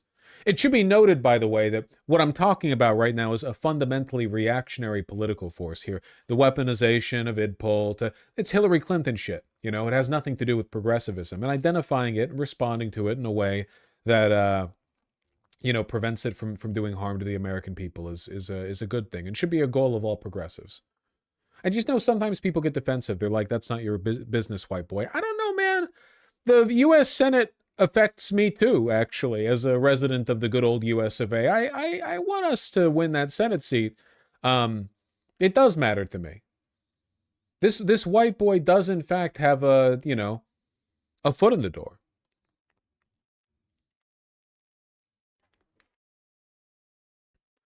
I mean, Hillary's biggest demographic loyalists were Hispanics. Well, relative to other candidates, sure, but black people are definitely the most Democrat-aligned racial bloc in America, for Hillary or otherwise. Yeah, actually, I don't think we've seen any version of this within the Democratic Party for Hispanic people, you know? There isn't a core Hispanic bloc that does quite the same thing. Maybe there will be in the future. I don't know. The Democrats have done a pretty bad job locking down the Latin vote, which is interesting, considering it's Republican policy to fucking annihilate all of them and fucking throw them in a wood chipper, so. Food, in the art, in the stories. This is an ofrenda in memory of my wife. This is her wedding dress that my mother made for her. It's beautiful. It is our belief and our culture that she'll be coming along with our other ancestors to visit us. It is really beautiful. I don't believe any of that hocus pocus, but I do love the pro-family sentiment. White boys could never. You know, I went to a place called Tres Lecheria in northern Seattle a couple of months back. It had tres leches, you know, it had like the cake. And they had a little, I'm sorry, forgive a white boy for not speaking a bit of Mexican. It had the one of these in memoriam tables on the side. It was a family-owned business. It was a family-owned business. They had like grandma, you know, and with like her picture, and it was framed with a heart and stuff. It's called an ofrenda. Thank you. It was really pretty. Wonderful business, wonderful cake, wonderful people there. Seriously, really good stuff. For the Day of the Dead, you know, and of course we like to believe that. I always have this saying, it's like, keep going, someone in heaven is rooting for you. And so beautiful. Now when this time happens, it's beautiful, like it's a celebration of life. And I know there's like fear, but it's still such a beautiful holiday, and San Antonio has shown so much resilience. This is the Texas I know, a Texas full of life, of color, of heart. This is the Texas we're fighting for.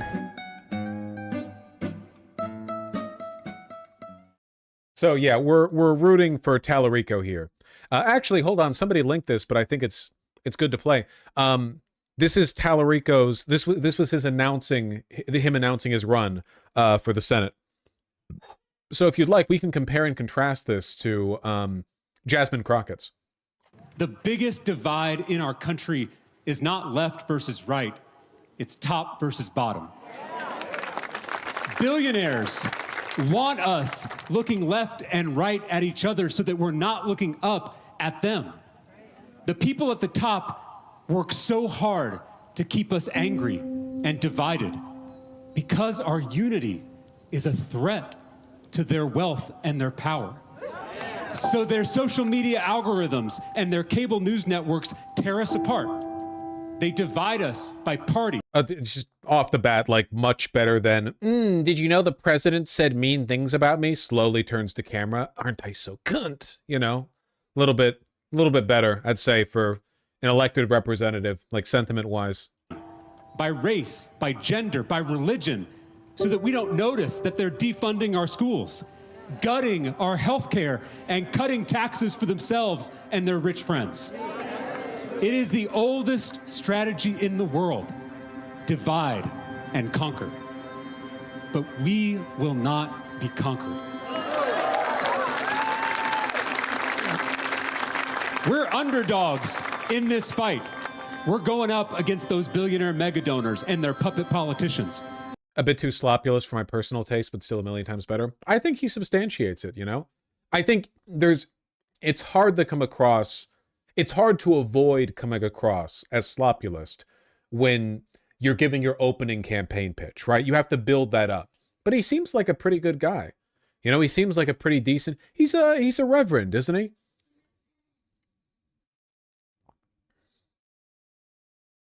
It's just politics, Snowy Cat. Keep in mind, he is running in Texas. I think his electoral bid here, I mean, in addition to winning over the Democrats, I think that he wants to be seen as kind of like a light forward for Republicans who are looking for a step off. It's funny, he's kind of the opposite of Jasmine Crockett. Jasmine Crockett leans in on the contrarianism, on the partisanship.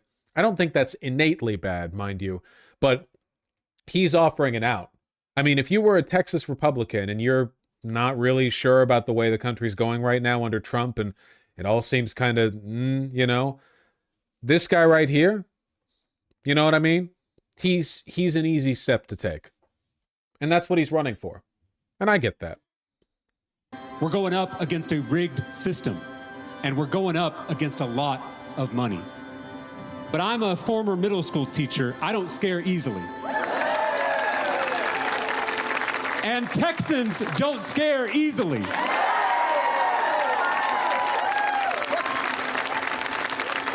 My My granddad was a Baptist preacher in South Texas. He taught me that we follow a barefoot rabbi who gave 2 commandments: love God and love neighbor. Because there is no love of God without love of neighbor. Every single person bears the image of the sacred. Every single person is holy. He's trying to be Mamdani too much. I disagree. I think you're just talking to talk. He's explicitly like a reverend. Like that's a part of his message. He is a religious leader, you know?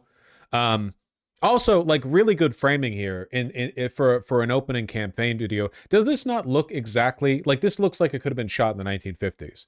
We're seeing it in portrait mode, sure, but I mean that's the vibe it's getting off, right? From the film grain to the music to even the people in attendance. I mean, for the most part, it's white people here, you know. He's a good guy. He's a good guy. He is. I think that his strategy would work really well, and he is very difficult to attack. You know, the Texas Republicans are going to have a hell of a hard time dealing with him if he does, in fact, win the primary.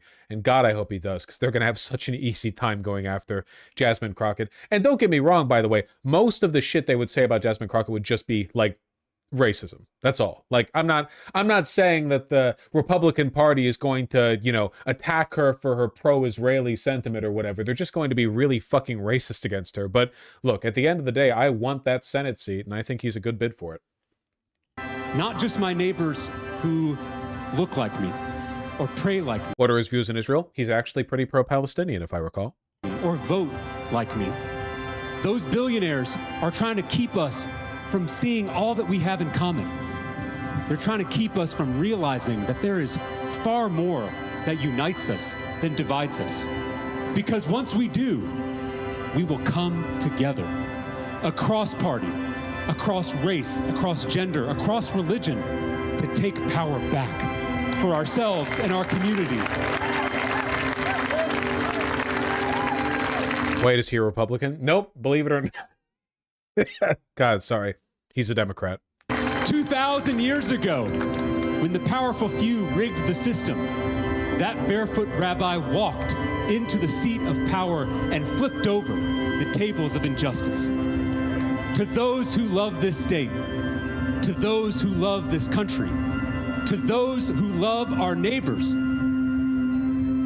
it's time to start flipping tables. It's pretty good. It's pretty good. Even to, you know, Reddit atheists such as myself, it's pretty good.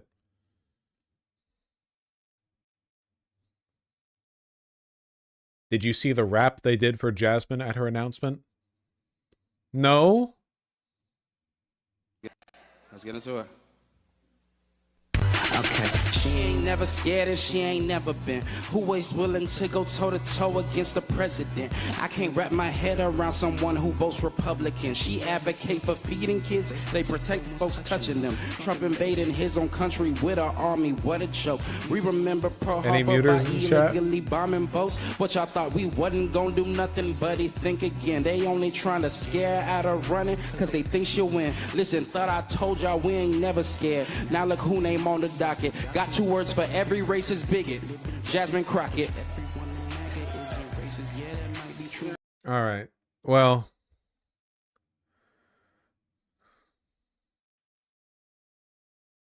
please clap.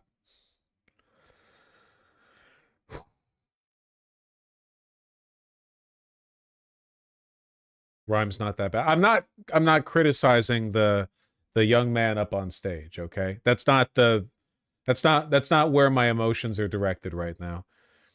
I just feel like Jasmine Crockett's Senate run is an AIPAC funded ploy to keep Tallarico out of the upper house, you know?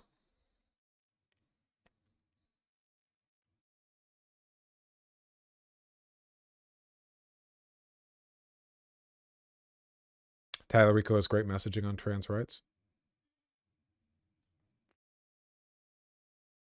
The only minority destroying America is the billionaires.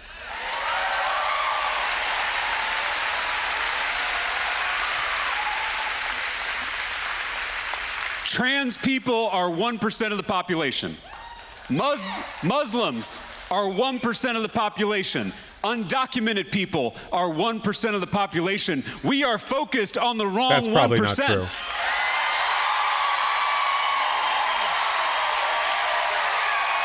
His math's a little off, but I understand the sentiment.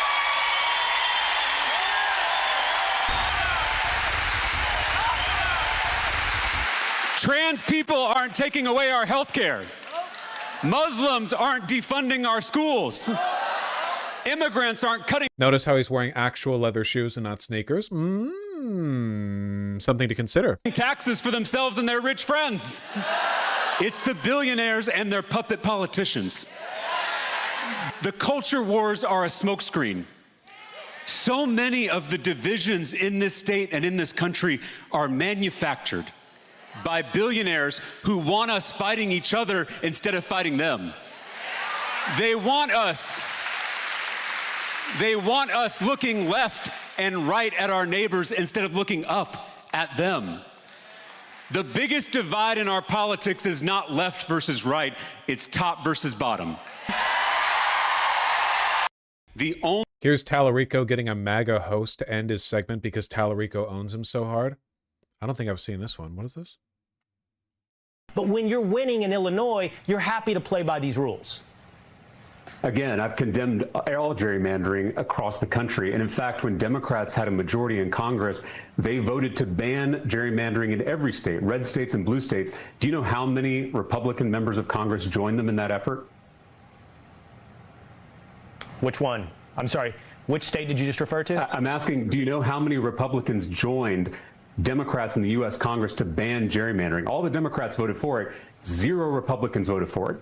0. It's an odd. So you can spare me the both sides rhetoric. It's clearly one side that is trying to rig the rules in the middle of the game. This is like 2 football teams coming out of the locker room at halftime, and the team that's ahead says they want to change the rules for the second half so they can win the game. All of us would be throwing food at the TV if that happened. We don't accept cheating in our politics. We don't accept cheating in our relationships. We shouldn't accept cheating in our elections. You've done the same thing as us, and we are going to, by the way, if you do it, we're going to ratchet it up even more, in the words of Gavin Newsom. My party has never gerrymandered in the middle of the decade at the request of the President of the United States, nor would we. The only way this is going to happen in blue states is if Texas executes this power grab. You mentioned Massachusetts.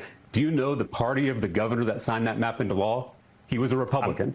It was a Republican governor that signed that map into law. So I just want to be clear with our facts, and I don't want to muddy the waters. All of us, whether we're Democrats, independents, or Republicans, we should stand up. It shows. So it's not just the politics here. He's got a steel spine too. You know, he's comfortable arguing. He's comfortable having his feet planted in the ground. It's not all just, you know, kumbaya shit. The politicians who don't want to face accountability at the ballot box. That's exactly what's happening here. And I asked you, if Republican policies are popular, why do they need to redraw these maps? Why can't they just run on their policies? I'm getting wrapped on time. I'm enjoying this conversation. I want to let it go on, and I apologize. That's such is the nature of cable television. That's good.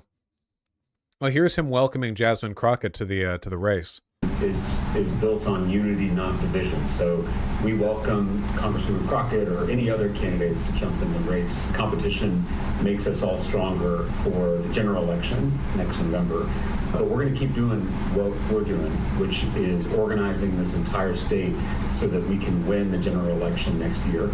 And my track record is pretty clear. I'm able to fight back and deliver victories at the ballot box and in the halls of power. I first got elected to the state legislature by flipping a Trump district that Democrats hadn't won in 30 years.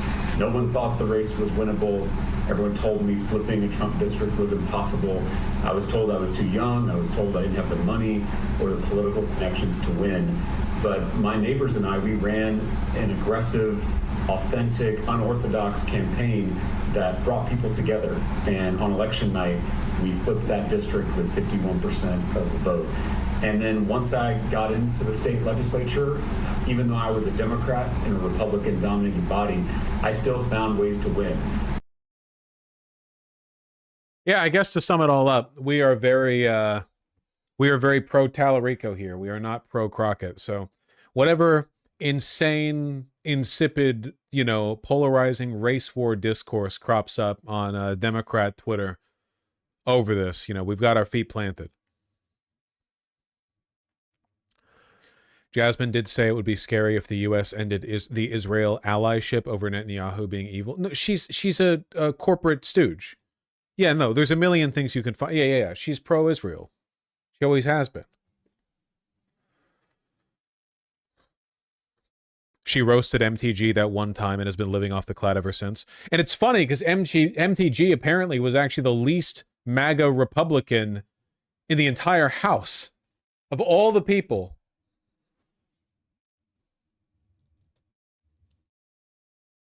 Oh my God, she's even wearing the shirt here. Yeah, bleach, blonde, bad bitch, whatever. Yeah, she's wearing the fucking shirt here. Jesus Christ.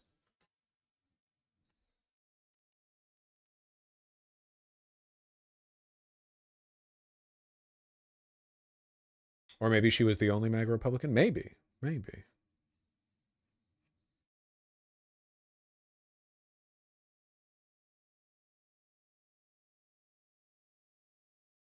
They're still beefing, by the way. Trump and MTG using the goddamn track APAC images. Donald Trump has received $230.5 million in independent expenditures and campaign contributions received from pro-Israel interest groups versus MTG, who's just in it for the love of the love of the game. When do you think MTG and Fuentes are going to have a conversation? It's basically guaranteed. No way that shit doesn't happen.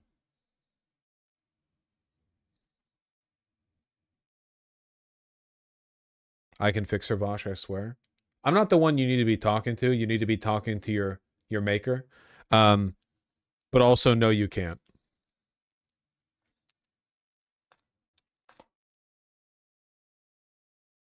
$1,000 Asmongold gonna convo soon, it's been told.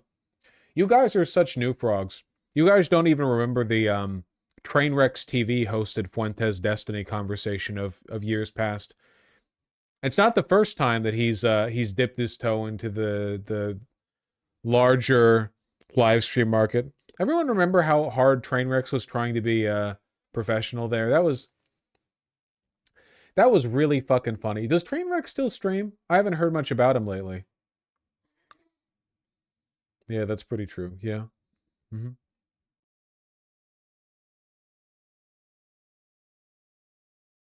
Gambling addiction? Ah, gambling addiction. That sucks. The only reason Marjorie Trader Brown, green turns brown under stress, when bad, is that she was jilted by the President of the United States. Certainly not the first time she has been jilted. Too much work, not enough time, and her ideas are, now, really bad. She sort of reminds me of a rotten apple. Marjorie is not America First or MAGA, because nobody could have changed her views so fast, and her new views are those of a very dumb person. That was proven last night when washed-up, Trump-hating, 60 Minutes correspondent Leslie Stahl, who still owes me an apology from when she attacked me on that show, with serious conviction, that Hunter Biden's Jesus Christ. Yeah, the illiteracy crisis. That Hunter Biden's laptop from hell was produced by Russia, not Hunter himself. Totally proven wrong. Interviewed a very poorly prepared trader who, in her confusion, made many really stupid statements. My real problem with the show, however, wasn't the low IQ trader. It was that the new ownership of 60 Minutes Paramount would allow a show like this to air. They are no better than the old ownership who just paid millions. Jesus Christ. She he forgot the fucking what the point of the tweet was. Straight from the president.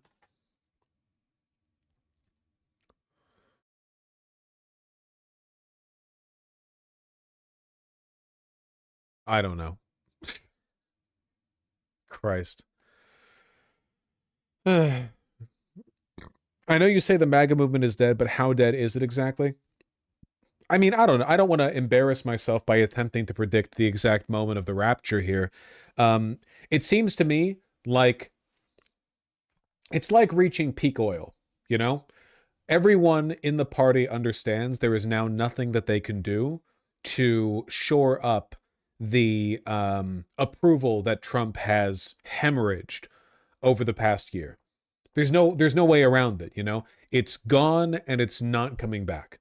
So he's basically a lame duck president. Seriously, what has Trump even done? Directly, I mean. I've given this rant a bunch of times.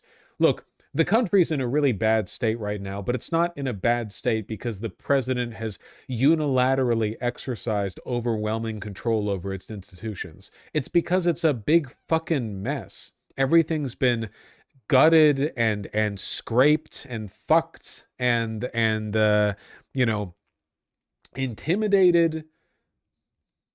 But nothing has been structurally reformed. I guess the lesson here really is that the MAGA movement is incapable of building anything. Is that a good way of saying it? They can break and they can warp, but they can't build. There are no institutions that they are capable of building. They can't leave a legacy and they can't cement their existing power by constructing anything new. They can't do it. They're like Nazis? No, the Nazis actually could build things. The Nazi Party built many institutions, horrible, wretched institutions, designed to cement their power. They did build things. This administration is too incompetent, and they're too afraid of the consequences of their own actions, and everything's mired in administrative bloat and bureaucracy. No. Nothing is getting built, so nothing fundamentally can change with regards to their long-term approval. So the president's pretty much, like, the president's power is pretty much limited to stuff like this, you know? And yeah, no, they can't even break that much because if they break too many things too fast, the economy, you know, their business partners get nervous.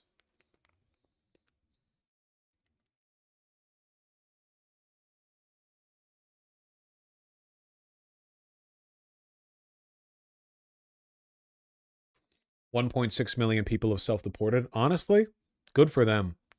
They chose a good time to get the fuck out of here. It's going to be decades before this country even has the opportunity to be something special.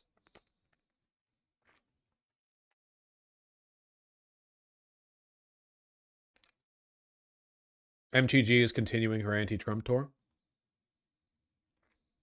She'll be on it for a long, long time, I feel. I just hope she doesn't get laundered too much by Democrats, you know?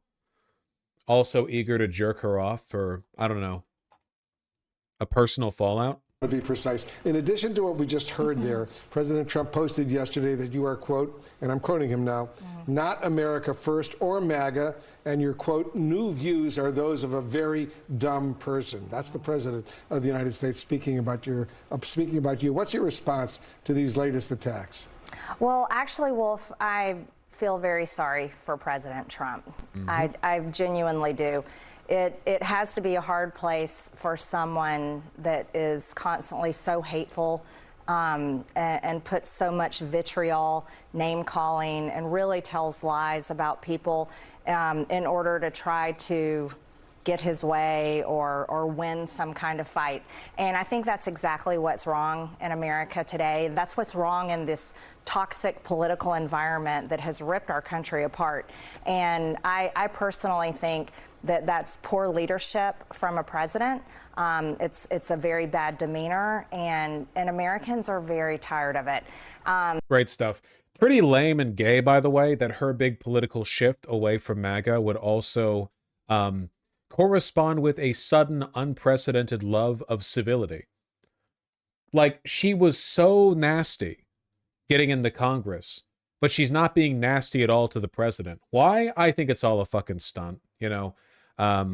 Self-aggrandizing bullshit. I mean, I don't know. Maybe it's sincere to an extent. She's just such a...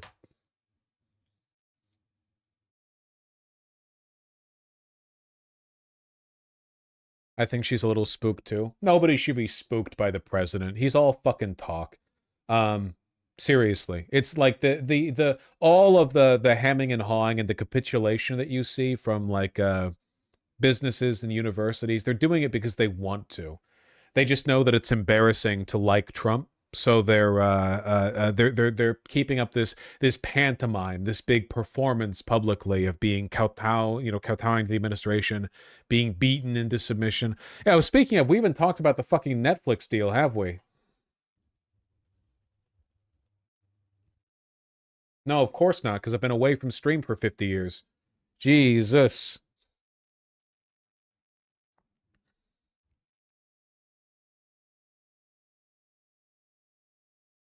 Yeah, that's de-stressing. Yeah. Wait, what is this? What was this?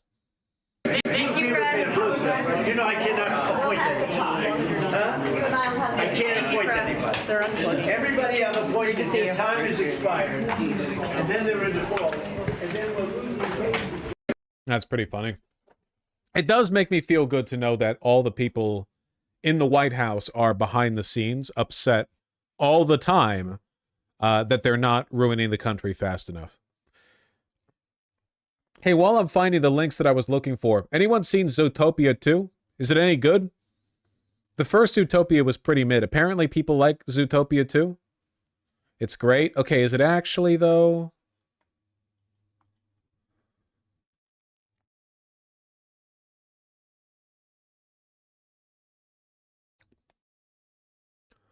It's cute but not incredible. Okay, is it pro-cop?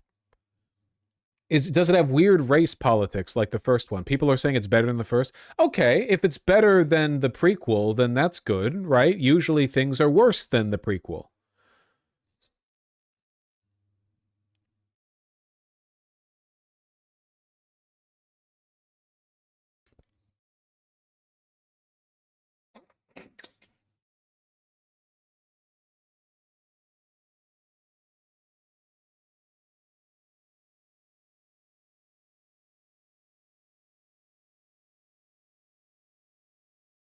It has parallels to Gaza. Well, that... Okay. Does it have a realistic depiction of a panic attack?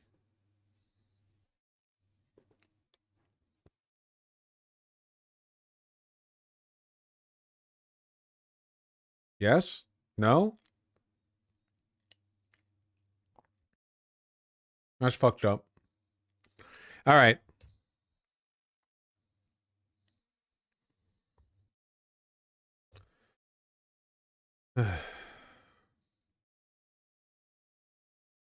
How do I even talk about this, man? Like, how do you even sink your teeth? How do you begin to eat the gigantic hot dog that is this topic? Do you begin from the side? Netflix is trying to acquire Warner Brothers, the studio, not their news channels. Paramount is also trying to buy in, and all of this revolves around Donald Trump. See, in order for big companies to merge, they need approval, right? This is it's anti-monopoly law, you know? Since Trump controls the federal government, it's his say-so, so it's basically just a matter of how much they can bribe him. So everyone involved in this process is basically making direct appeals to Donald Trump over why they should be the one to acquire Warner Bros. Everyone's getting involved in this. Fucking Netflix, Paramount, some other people. I'm pretty sure that dipshit, Saudi, $2 billion from Saudi's dipshit. Come on. Why? It's not James Tallarico. We were talking about that guy a second ago. Come on. Trump's son-in-law. Kushner. Thank you. Jared Kushner. Yeah, that bullshit. He's also getting involved. Everyone's involved. Everyone's involved. All of our media is already owned by like 5 people. How much worse can it get? Well, it can get a lot worse. It could all be owned by one person. I don't even know what the fuck is going on with the hostile Paramount bid. What's going on with that?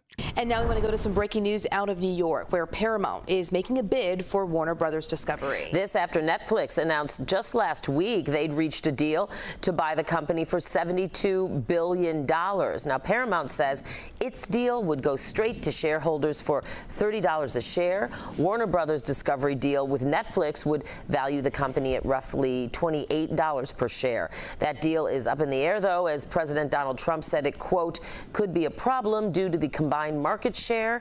It's unclear how Paramount could get around that issue, as they also own the streaming service Paramount Plus. Now, Paramount owns CBS News and stations, including CBS Chicago. The news station presenting the information to us, yeah. Well, I would just start and say that I'm very surprised that Netflix. Fuck you. You look boring. Paramount has just announced a hostile takeover bid for CNN's parent company, Warner Brothers Discovery. This news coming just days after the company announced a deal with Netflix. CNN chief media analyst Brian Stelter is gathering the details. What is this for our viewers who may not understand exactly what this means? Tell us about it, Brian. This all comes down to how much Warner Bros. Discovery is worth, how much it's valued by shareholders. This time last year, the stock was hovering around $10 a share. It had been beaten down by shareholders for a couple of years. But this is bullshit. What really matters is what Trump wants.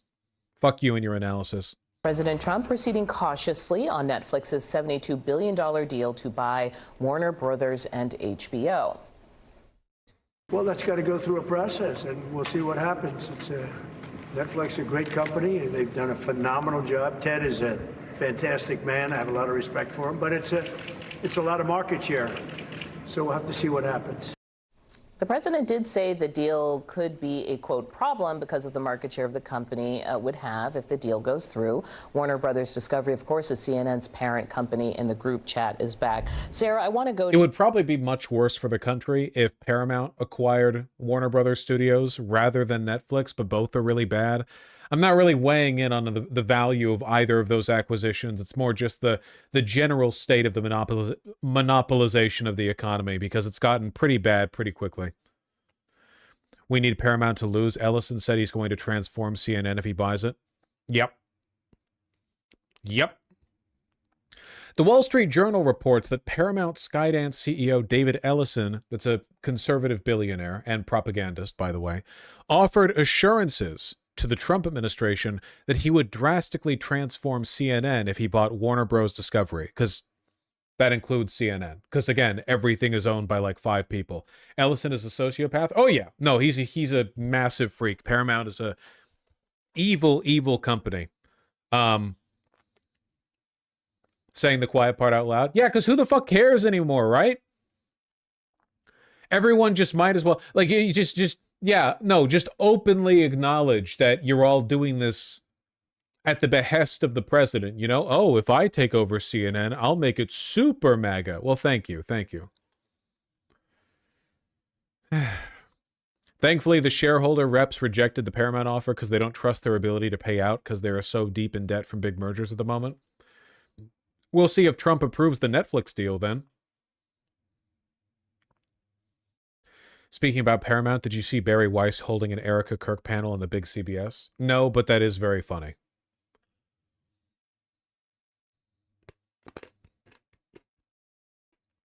It really does showcase how little of an ability the conservatives have to maintain any kind of cultural project.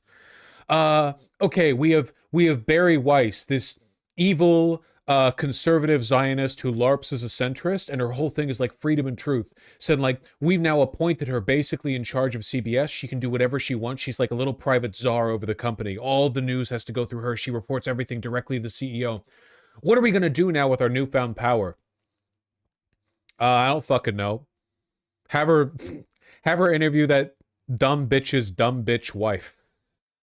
The one everyone makes fun of and nobody takes seriously. The only things anyone knows about her is the leather pants and the fact that JD fucked her. The one that not a single human on earth cares what she has to say. Yeah, bring her on. No, we get it.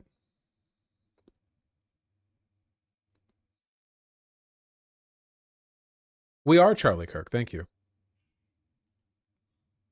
To you, because the first thing everyone thought about this conversation was that Paramount and the Ellison family, and they had close ties to Trump, and therefore... Didn't Barry Weiss say Alan Dershowitz is charismatic? If Barry Weiss was the right age and had the right social connection, she would have been raping kids on Little St. James in exchange for Epstein tossing dollars over to Israel.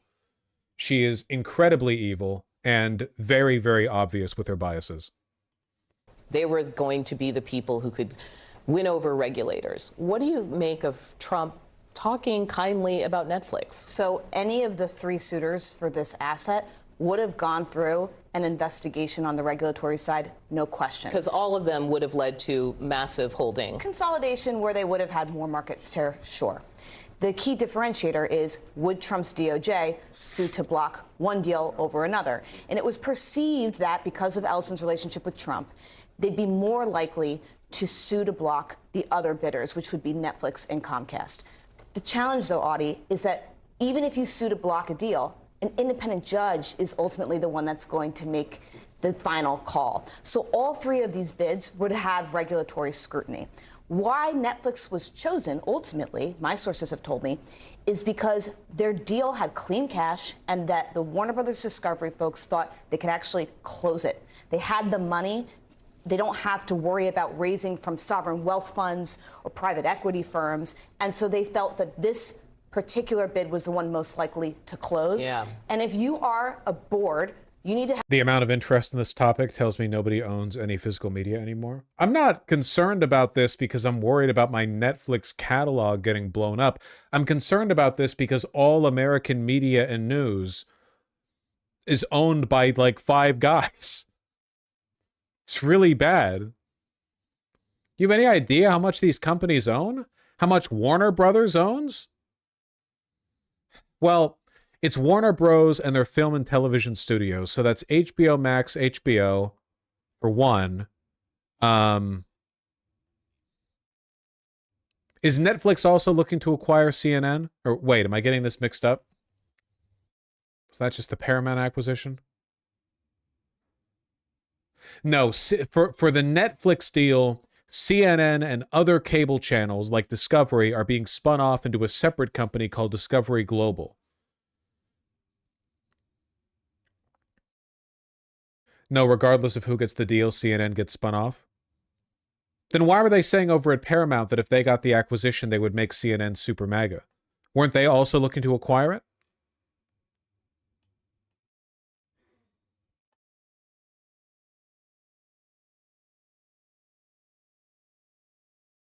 Because they're just evil? No, Paramount wants CNN in the deal. That's what I thought. That would make sense because Paramount would 100% want to acquire news companies. Netflix isn't as interested in that. James Gunn will remain in charge of DC. Well, that's what matters most. Have your shareholders' best interests. Closing the deal financially is very important, especially when all of the bids would have had regulatory scrutiny on it. Yeah, and just to be clear, because of the way this deal is structured, it would make it so that CNN and other cable networks would spin off into their own company. Netflix would sort of absorb HBO and Warner Brothers and its big library. I bring this up because Hollywood is not happy. You hear people really upset. Actress Jane Fonda was writing, consolidation at this scale would be catastrophic for an industry built on free expression, for the creative workers who power it. It's sort of interesting response here from the different communities. For sure. And I mean, the whole idea is, or one of the ideas, are movies going to be released in movie theaters, or is that going to be a thing of the past? I mean, is this going to become... Oh, yeah, I haven't even talked about that. The Netflix people are very big advocates for essentially the death of theaters. They've argued over and over and over again, many times in many interviews, that movies should just be released at home. Like, fuck the entire theater process. You know, going to a theater, paying for it, whatever.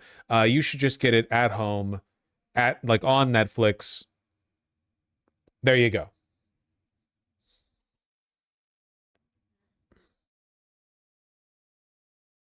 Yay, one less third place. Barbenheimer would have been so much more fun on my iPhone 12. That sounds like a joke, but didn't they literally say that? Didn't the CEO of Netflix literally say, I think Barbenheimer would have been just as much of a hit if people were watching it at home? The thing where people like dressed up and went to theaters and sat in the theater all day, and a bunch of places did like special promotional stuff, and they would do like one showing of Barbie and then a showing of Oppenheimer in the same theater so you could stay in the seats. And their argument to that was like, well, you could have just watched that on an iPad at home. They're evil. Yeah. And insanely, they are not as evil as Paramount. He also said that about Lawrence of Arabia. Me watching Lawrence of Arabia on my phone, earbuds in, like while I'm trying to fall asleep. Got Temple Runner playing in the top right corner.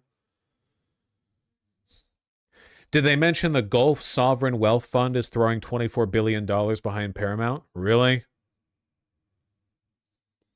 God, have things ever been this bad, man? Paramount's WBD bid includes $24 billion from Saudi Arabia, Qatar, and Abu Dhabi, as well as Jared Kushner's Affinity Partners. Thank you. Thank you. Thank you.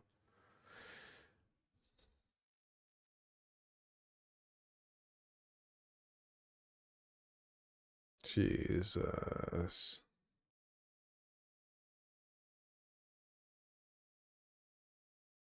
The Netflix, is Netflix watching things at home, the release going to be how it is now? I'm interested in what the president's involvement is in this. He confirmed last night that he met with the head of Netflix, which we did not know before, in the Oval Office last week, presumably before the deal was announced or right around that time. He is very interested in all of these subjects, from movies to media to other things. So a lot of regulatory things. The White House is not all that. Sane washing.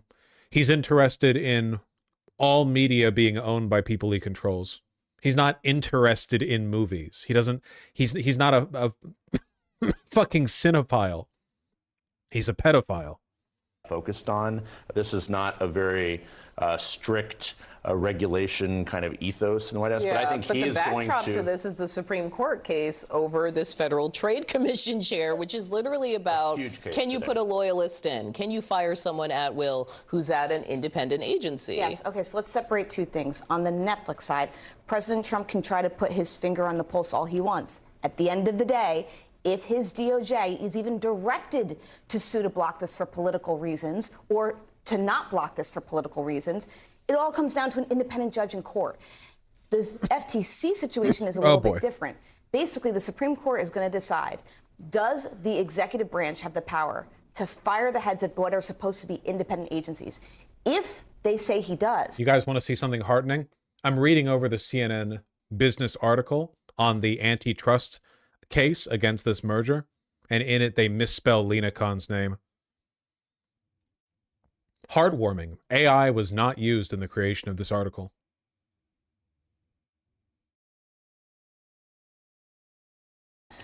That is a massive shakeup for the media and technology, regulatory world writ large. Because what essentially it would indicate is that these agencies that are supposed to regulate our utilities and our companies are not actually independent.